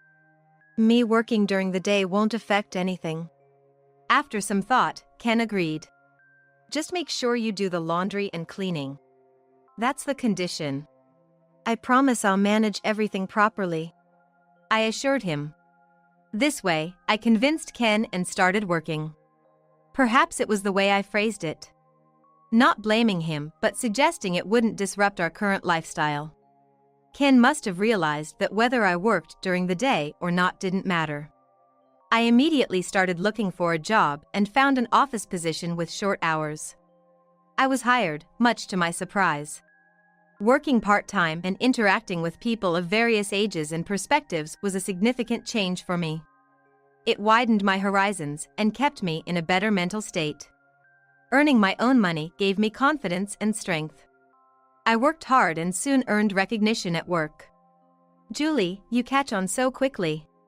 You're a great help. I wish you could become a full-time employee." "Yeah, Julie, aren't you interested in becoming a full-time staff member?" Well, honestly, I was very interested. But becoming a full-time employee would make it difficult to balance childcare and household chores. First off, Ken probably wouldn't approve. When I shared this with my superiors, they looked disappointed but understood. However, I made it clear that I wasn't uninterested, so maybe there'll be another chance in the future. So I decided to keep working hard and wait for the right time. Meanwhile, something concerning Ken started bothering me. I suspected he was having an affair. One day, during my lunch break at work, I went to eat at a casual Italian restaurant downtown. That's when I saw Ken leaving the restaurant with a woman I didn't know. Ken was in a suit, and the woman looked more like she was dressed for work than for leisure, so maybe they were just colleagues having lunch. This alone wasn't enough to conclude he was having an affair. But, call it a woman's intuition, I felt there was a high chance Ken was cheating with that woman. So, I decided to hire a detective agency to investigate.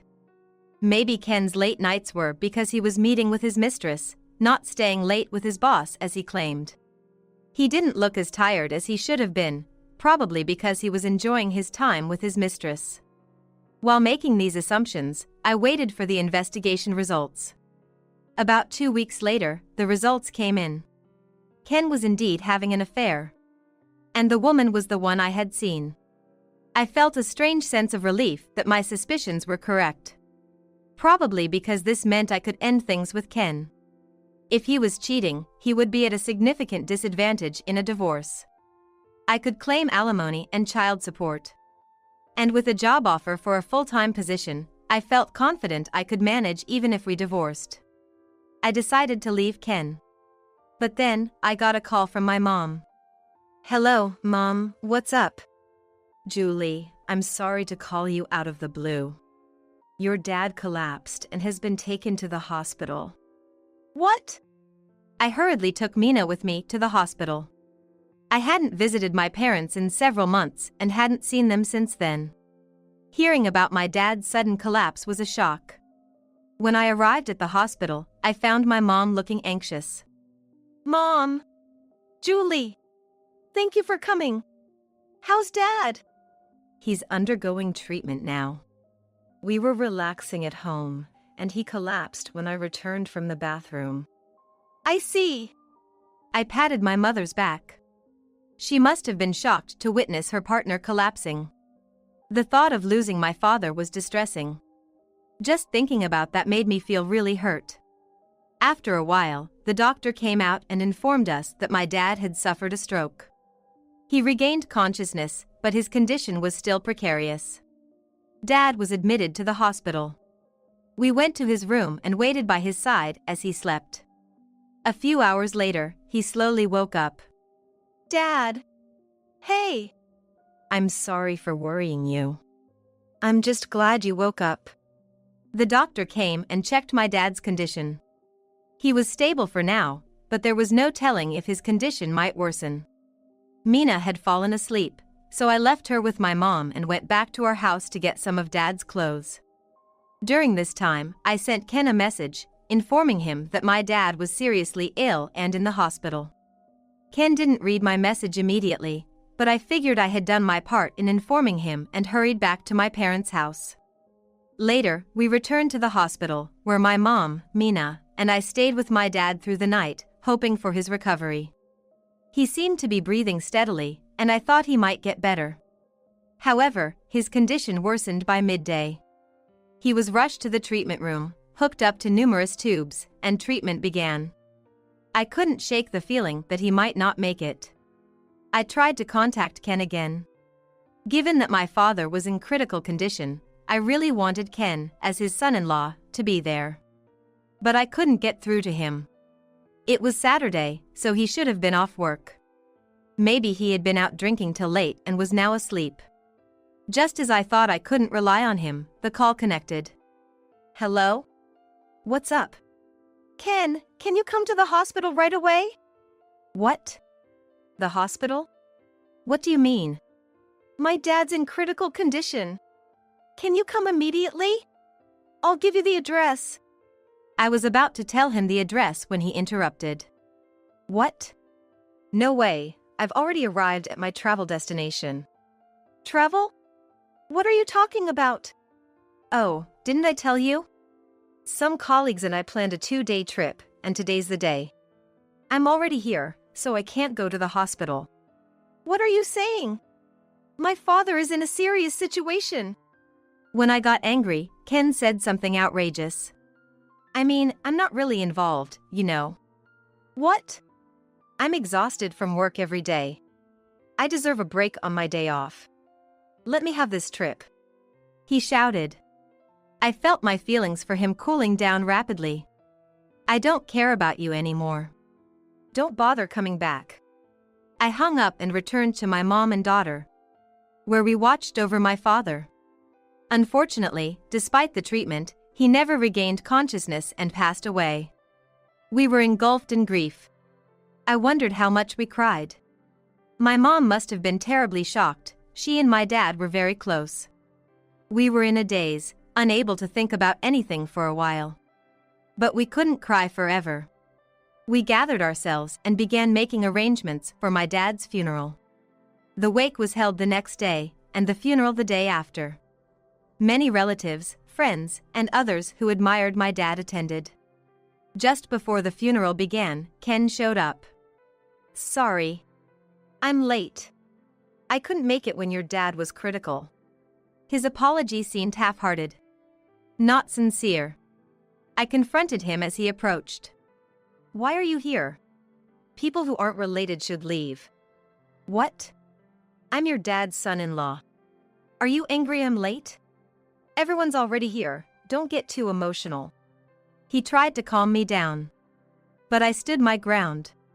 When I told you my dad was in critical condition and asked you to come to the hospital, you said you were on a trip and it was impossible, right? You yelled at me, saying you deserved the trip. The funeral hall buzzed with my words. Hey! Don't talk like that. I was on a work trip with colleagues. I couldn't just leave. It might have affected my work. A colleague so narrow-minded that they can't let you leave during a family emergency won't achieve much at work. Or were you really with your mistress? What? What are you talking about? Stop making baseless accusations. That's defamation. Sadly for you, I have evidence of your affair. What? I had hired a detective agency. There are lots of evidence photos in my bag. But for now, I'll show you the data saved on my phone. I showed him the screen, and his face turned pale. When did you? Suddenly, my in-laws stepped in front of Ken, and my mother-in-law slapped him. What are you doing? Betraying Julie and Mina and having an affair. You disgrace. The in-laws scolded him while he stood there in shock. The funeral attendees looked at him coldly. My in-laws apologized to my mom and me, then took Ken away. Afterward, I contacted a lawyer, demanded a divorce from Ken, and filed for alimony and child support. Ken ended up with a substantial debt. I reported everything to his workplace, and he lost his standing there. Now, he's been relegated to another department, treated coldly by his colleagues, and cut off by his in-laws. He lives a lonely life, mostly paying off his debts. Ken's mistress seemed to have treated their affair as just a fling, and she quickly disappeared from his life. Meanwhile, I moved back to my parents' house and now live there with my mom and daughter, Mina. When I discussed my situation with my company, they said the offer to become a full-time employee still stands. If I request it, they're willing to make the switch right away. This should make supporting my daughter no problem at all. I asked Mina how she felt about not seeing her father anymore, and she said it was okay since he was practically non-existent in her life anyway. Even if Ken wants to see Mina, I doubt she'd be interested in meeting him. I plan to continue pouring my love into Mina, spending happy and joyful days with my mom and daughter.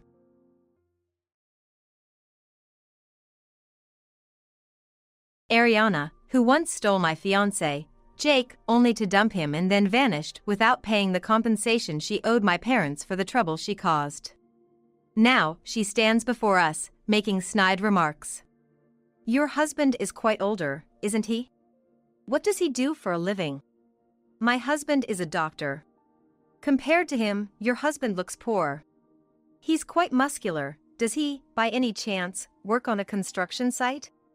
Just as I was about to retort, my husband, Michael, stopped me. I do physical work, yes. Speaking of doctors, working here means he's employed at the Blue Island General Hospital? Yes. He's a surgeon. Really? He's one of my subordinates, though? You mean William from the Blue Island General Hospital, right? I believe his specialty is plastic surgery. Huh? Yes? Oh, I forgot to introduce myself. I'm the chief of surgery at the General Hospital. My name's Michael. Shocked by the encounter with Ariana, I burst into tears as soon as we got into the car to go home. Michael then asked me, "You've been thinking about something, haven't you? Tell me, how do you want to deal with her from now on?" Deal with her? That's impossible, obviously. Just thinking about it makes me feel suffocated. There was a time when just thinking about Ariana would make me hyperventilate. Yeah, I understand that you really don't want to be near that woman. That's why I have a plan. A plan? Yes, a way to ensure that a woman never appears before you again. My name is Maria. I'm a 32-year-old housewife. Currently, I live a peaceful and enjoyable life with my husband, Michael, who is 12 years older than me, and our 3-year-old son. Michael is extremely busy with his work, which he takes great pride in. I find fulfillment in supporting him at home.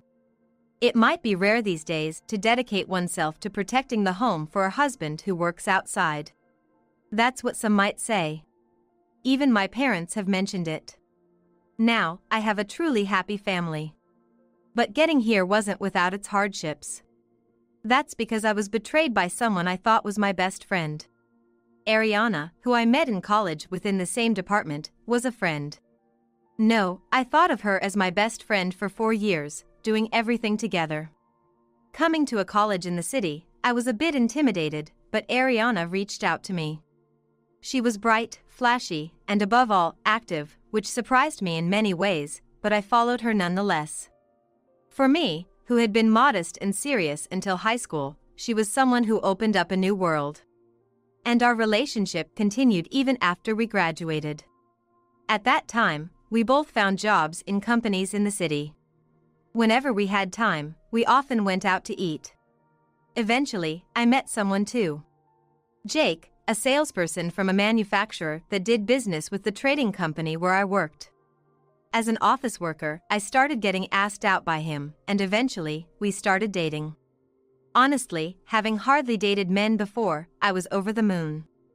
Everything went smoothly, and after a year of dating, we got engaged when I was 26. I probably got carried away at that time.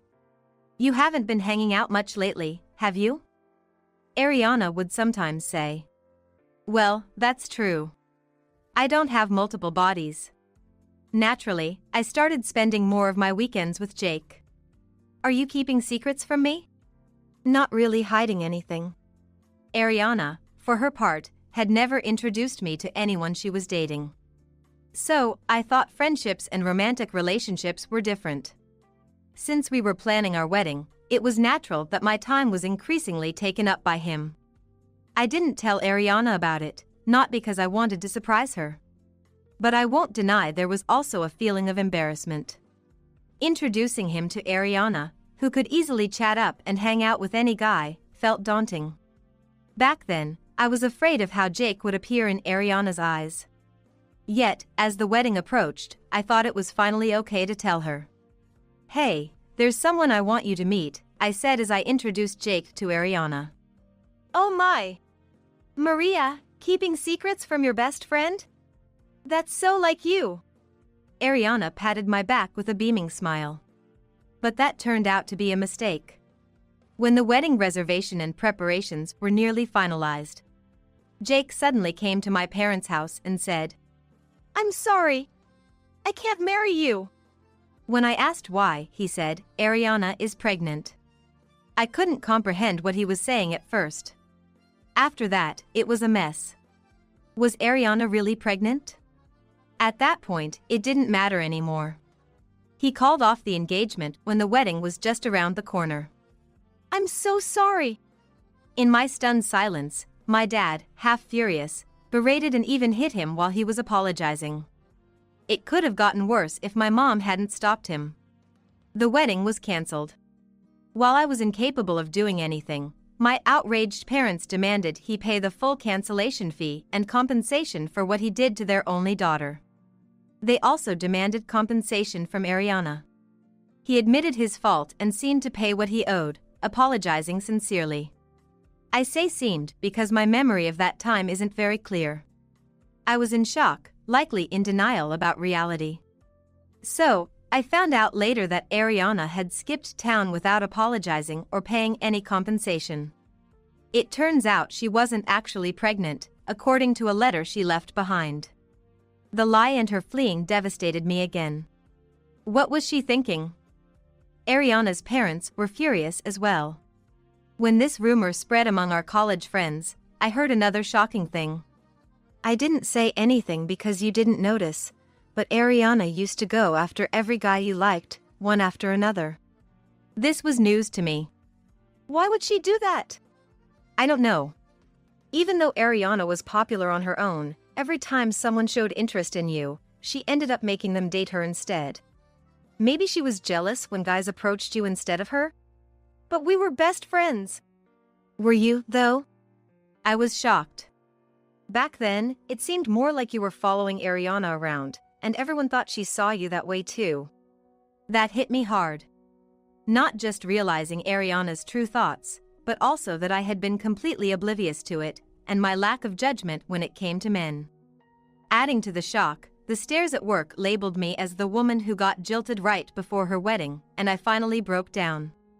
I quit my job and spent some time recuperating at my parents' house. Then, settled down, I got a new job at 28 and started matchmaking on my parents' advice, not trusting my own judgment anymore. I felt more secure with being introduced by worried relatives. Among them, I met Michael, a man 12 years my senior. He was too busy with work to even think about women, and by the time he realized, he was already this age. At 40, his surroundings got worried and arranged a matchmaking for him. I decided to marry him because he was upfront about possibly neglecting family due to his work, which I saw as honesty. Considering my past failure, we only informed close family and friends about our wedding. The following year, I got pregnant and planned to take a break from work, but then Michael got headhunted by another company in a different city. I felt bad for leaving my relatively new job, but everyone was kind and saw me off. And so, our new life as three began in a new place. What? Could it be Maria? One day, by sheer coincidence, Ariana appeared right in front of me. That day, the three of us had gone to the shopping mall. Our target for the day was the home improvement tools. Since moving here, we've been gradually working on our new home's interior ourselves. DIY has always been a hobby of mine.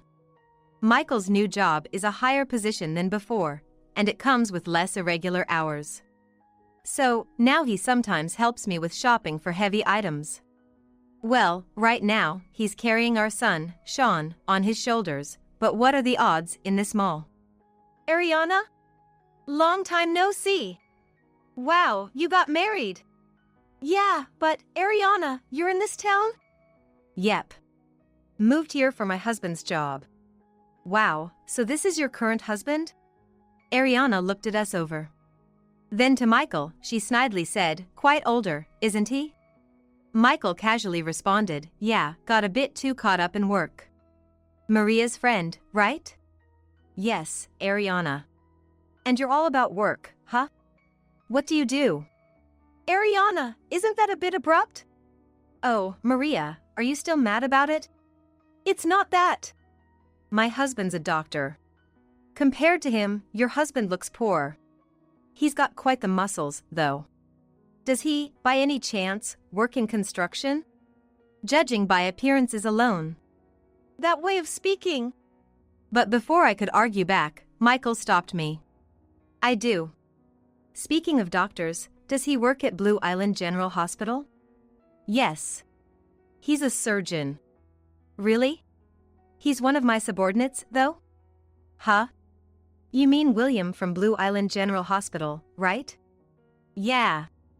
Oh, right. Sorry for the late introduction. I'm the chief of surgery at the hospital, Michael. Michael, as in the one who was eagerly headhunted last year? What a coincidence. Michael smiled gently. Yes. Suddenly, Ariana's attitude changed. Thinking back, this had happened before. I just hadn't noticed. Oh, my apologies. I didn't realize it because of your casual attire. No worries, casual clothes are just that. I clenched the hem of Michael's work clothes he was wearing at the time. What's wrong, Maria? Let's head back. Are you sure? She's an old friend, right? Yeah. There's so much I want to talk about. Let's go. Okay then. Sorry, maybe some other time. Sure, love to. Ariana's cheerful voice irked me. What's wrong? You look pale, and your pulse is racing. While saying this, we went back to the car, and as Michael put Sean in his child seat, he checked my temperature and pulse. No more, I never want to see Ariana again. I don't want to. He gently patted my trembling shoulder. If you don't want to see her, that's fine, but can you tell me why later? I just nodded silently. That night, after putting Sean to bed, I told Michael everything that had happened. I see, so that's it. I knew you had been cheated on by your fiancé right before the wedding, but I didn't know she was the woman. You knew? I figured something sad had happened. I nodded silently, several times. Yes. It's not just that.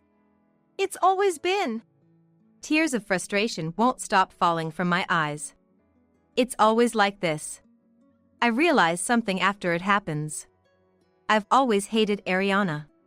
If that's the case, she's really toxic. And it seems like she has an unhealthy obsession with you. With me? Yeah. Isn't it obvious? Luring away anyone who gets close to you only to discard them. What does she think of these men to her, huh? That's true, but... Even with your former fiancé, it turns out he's not married now, if he was supposed to be with William. That's indeed the case. And about William, or rather... Michael suddenly looked thoughtful. What's wrong? Ariana's husband is... I was just thinking. Tell me, Maria, how do you want to deal with her going forward? Deal with her? That's impossible, obviously. Just thinking about it makes me feel suffocated. There was a time when just thinking about Ariana would make me hyperventilate. It's okay, it's okay. I'm sorry. Yeah, I understand you really don't want to be near that woman. That's why I have a plan. A plan? Yes, a way to ensure that a woman never appears before you again. And then, Michael smiled gently again. Ah, that's right, this man, though he seems calm, takes action when it's necessary. 2 weeks later. In the evening, while preparing dinner and waiting for Michael to come home, Mom, Grandpa and Grandma. Suddenly, Sean pointed out the window. Right after that, the doorbell rang. Indeed. It was my parents. I hurried to welcome them in. Their home is several states away. It takes hours by car. What's going on? Yeah, Michael called us. He said it was urgent, so we're here to watch the house. House sitting? Haven't you heard? I quickly sent a message to Michael. Immediately, I received a reply, so your parents have arrived. Come here now. And bring your earphones, along with the URL of a certain restaurant. I don't know what's going on, but it looks like I have to go out now. Unusual for Michael. I was in the middle of cooking dinner. That's okay, we'll finish up. Let's make it our dinner. Wondering what was going on, I started to get ready to leave. By the way, Maria, we saw that girl's parents at the rest area on the way here. My mom mentioned, as if remembering something. That girl? That girl. Just thinking about it irks me, that. Ariana? I don't even want to say her name. But what could it be about? I hadn't told my parents that Ariana was living in this area. Given how down I was at that time, my mom's worry was tremendous. And her tirade against Ariana's parents was fierce. Honestly, I never thought my mom could get so angry. Because of that past, I thought mentioning Ariana over the phone would complicate things. I'll be going then. I got into the car and headed to the restaurant Michael had specified. It was a cozy, nice-looking restaurant. According to the restaurant's website in the URL, the dinner seemed moderately priced. I wondered if Michael was waiting here for me. As I got out of the car, noticing a few other vehicles parked as the evening gradually darkened. Another message popped up on my phone. Put on your earphones and come inside. Curious, I entered the restaurant where a waiter guided me to a two-person table. A man sat alone at the next table over. A drink in front of him, elbows on the table, hands covering his mouth. Exuding an unapproachable aura with his sunglasses and all-black attire. I'm waiting for someone. I began to tell the waiter to bring water and suggested the menu. He subtly gestured towards a seat across the room. There was Michael, seated opposite a woman, with several dishes that seemed like an early dinner laid out on the table. I nodded to the waiter and ordered a light meal that wouldn't seem out of place on the table. At that moment, my phone vibrated inside my bag. It was a message from Michael. Hurriedly, I attached the earphones to my phone and put them in my ears. Then I heard it. No, William is a good doctor. He specializes in plastic surgery. But you're even more remarkable, isn't that right?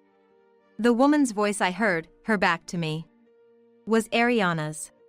Startled, I switched my phone to record mode. Michael was intentionally letting me listen. Since then, I've asked William a bit about you. Oh, is that so? I was amazed.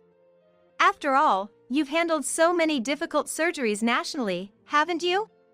Thousands over 10 years, I heard? Well, it's my job. Amazing! Ariana's tone had completely changed from our last encounter. Still, you've done quite the research. Actually, I heard it from William, when I mentioned running into you the other day. Then, the man in black slightly lifted his hips before sitting back down. Glancing over, I noticed he too was wearing earphones. It must have been a surprise, suddenly reuniting with an old friend.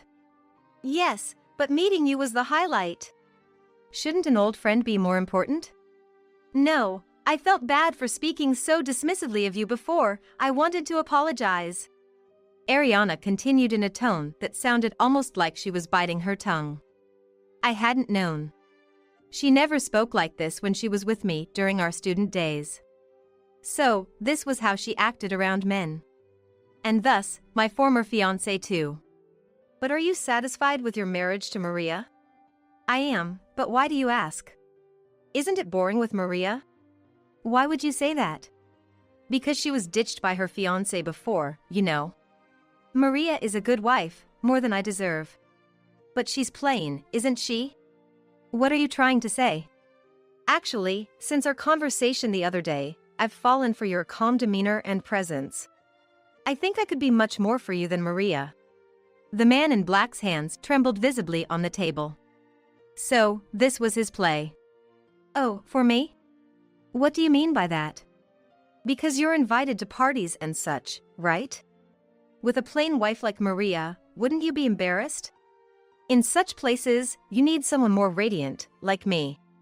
So you think you wouldn't embarrass me? Yes. So, you're suggesting you'd leave William for me? No, that sounds terrible when you put it like that. Then what do you mean? I'm a bit slow on the uptake, you see. Ah, come on. Do you really make a woman say it? I told you, I fell for you. William is a promising man. Not an old man like me. Age doesn't matter. Actually, I'm disappointed in him. That's when it happened. The man in black started to stand up. I hurriedly approached him. A man dressed all in black, probably this must be William. I silently stared at his face and showed him my earphones and the connected smartphone.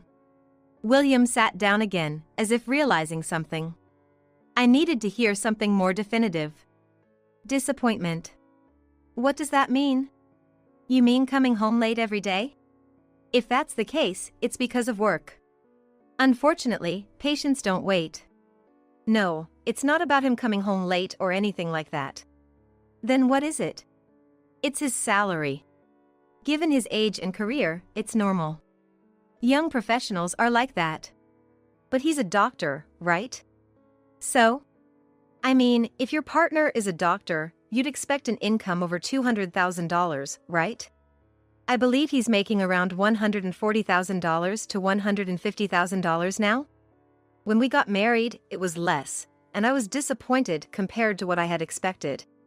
Moreover, he goes to conferences and stuff, but he never takes me with him. So what if I were in that situation? So? It's not about the money. Haven't I told you several times? It was love at first sight. What do you mean? I want you to date me. At that moment, William finally stood up. I tried to stop him, but it was probably too late. He stood behind Ariana, who was sitting across the table. I hurried after him. Then, Michael smiled faintly. Ariana, is what you just said true? Behind an oblivious Ariana, William spoke in a low voice.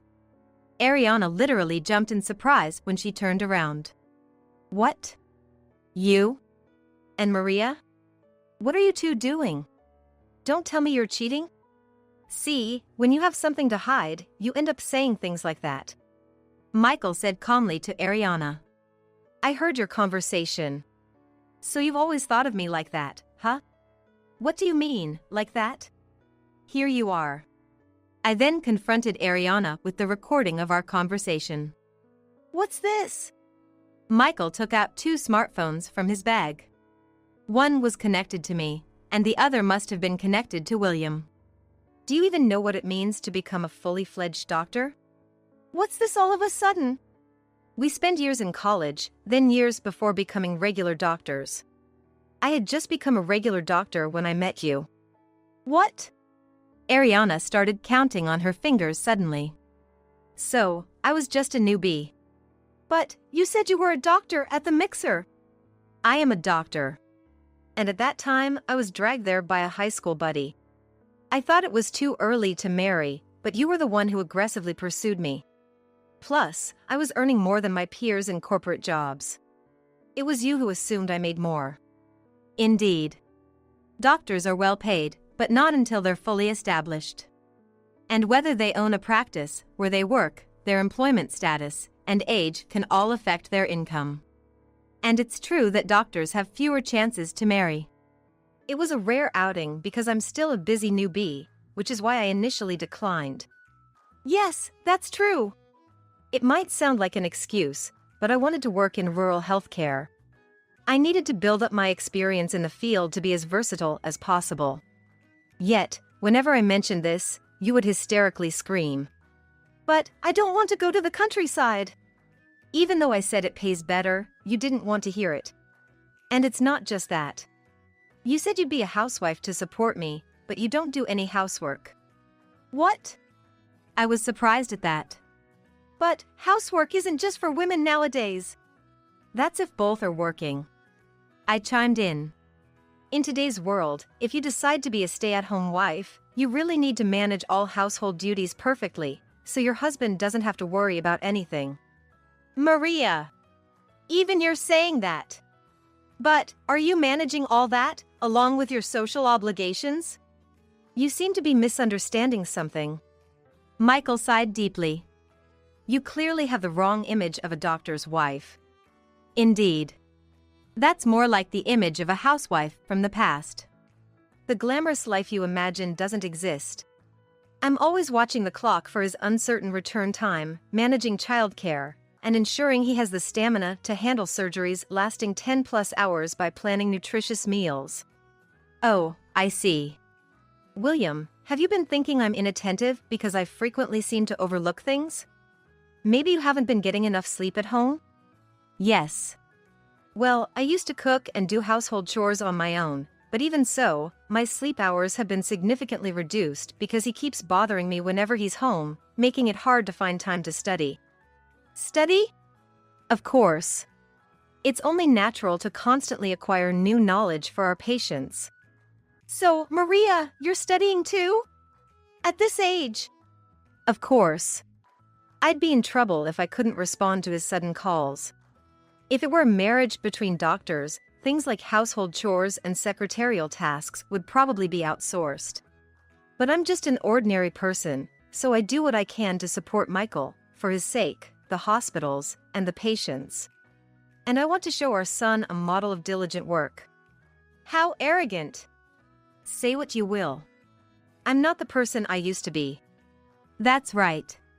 Watching Ariana directly trying to charm Michael stirred a different kind of anger in me, not the fear I had felt before.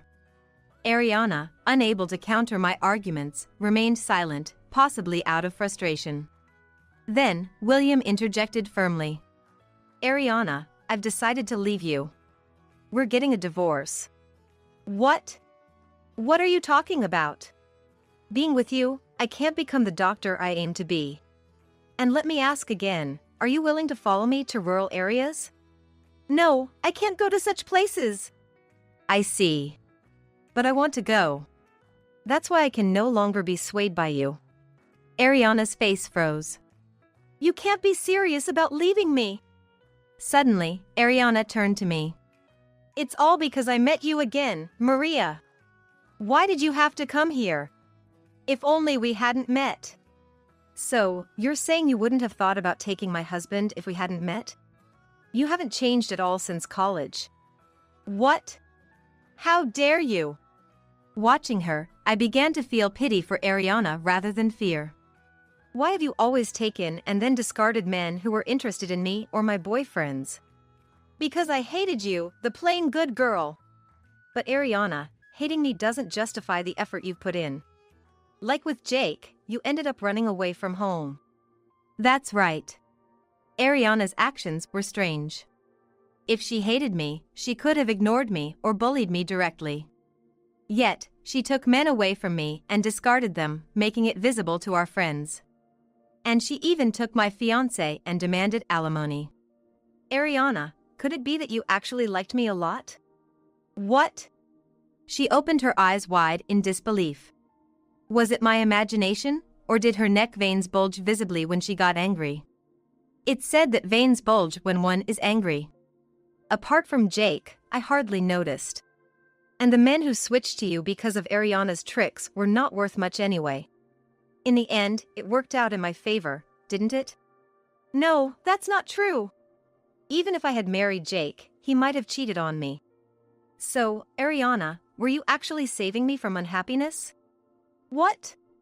Ariana's gaze wandered. Didn't you realize? That can't be. I'm sorry, but I'll forget about you from now on. No, that's a lie. As she said that, Ariana suddenly collapsed in front of us, clutching her chest. Doctor! William looked at Michael with a serious expression. Call an ambulance, quick! Right away! Soon after explaining the situation to the ambulance, Michael and William went with it. Indeed, Michael specializes in cardiac surgery. He probably won't be coming home today. As I sighed deeply, the waiter brought our order. Thank you. Sorry for the commotion. No worries, this place was booked exclusively for you by Michael today. Wow. He had arranged even that. Truly, when he decides to do something, he does it right, I thought with a smile. Later at the hospital, there was another commotion. According to Michael's plan, Ariana's parents were supposed to come storming in. Shockingly, Ariana had only reported her marriage but had not introduced William to her parents. Perhaps the timing had prevented travel out of state. But that time had passed. Michael, through William, had contacted Ariana's parents for two reasons. One was the potential for further issues with men. The other was because he had noticed something off about Ariana's health. He had been suspicious of the way the veins on the right side of her neck bulged since their first meeting. As it turned out, Ariana did have a heart condition. She needed some hospital stay, but her life was not in danger due to the timely intervention. Her parents, having rushed over, decided to take Ariana home. Between the divorce, the sudden discovery of her illness, and being called out by me, Ariana was quite shaken. I don't want to go back home. Ariana resisted her parents, but you need to pay back the alimony we fronted, her father said angrily, and weakened by her condition, Ariana couldn't respond. The divorce led to mediation, where William's misuse of funds was also brought up, further increasing the amount her parents had to cover. Dragged back home, Ariana was now forced to work within their sight to repay them, a tough situation given her free-spirited nature. Caring for her health while being watched by her parents, and chased by serious work every day, for the free-spirited Ariana, that must be an unbearable ordeal. Look, a message from William. It's the weekend. Michael took a half-day off work, so the three of us went to a park with a wide grassy area for the first time in a while. Despite the chilly days continuing, Sean, dressed warmly, was running around on the grass, laughing. Is he all right? As we sat on a bench with a view of Sean, we took turns looking at an email. Check out this photo. The photo showed William smiling and participating in a local festival. A stark contrast to his previously worried expression. That's great. You won't have to be troubled by the past anymore. That's absolutely true. Half of the fear I had was self-generated. And facing Ariana seemed to have lifted some kind of curse. Daddy! Sean waved at us enthusiastically. All right, let's catch him, said Michael as he started running. And I watched the two of them, guarding this moment. Now and in the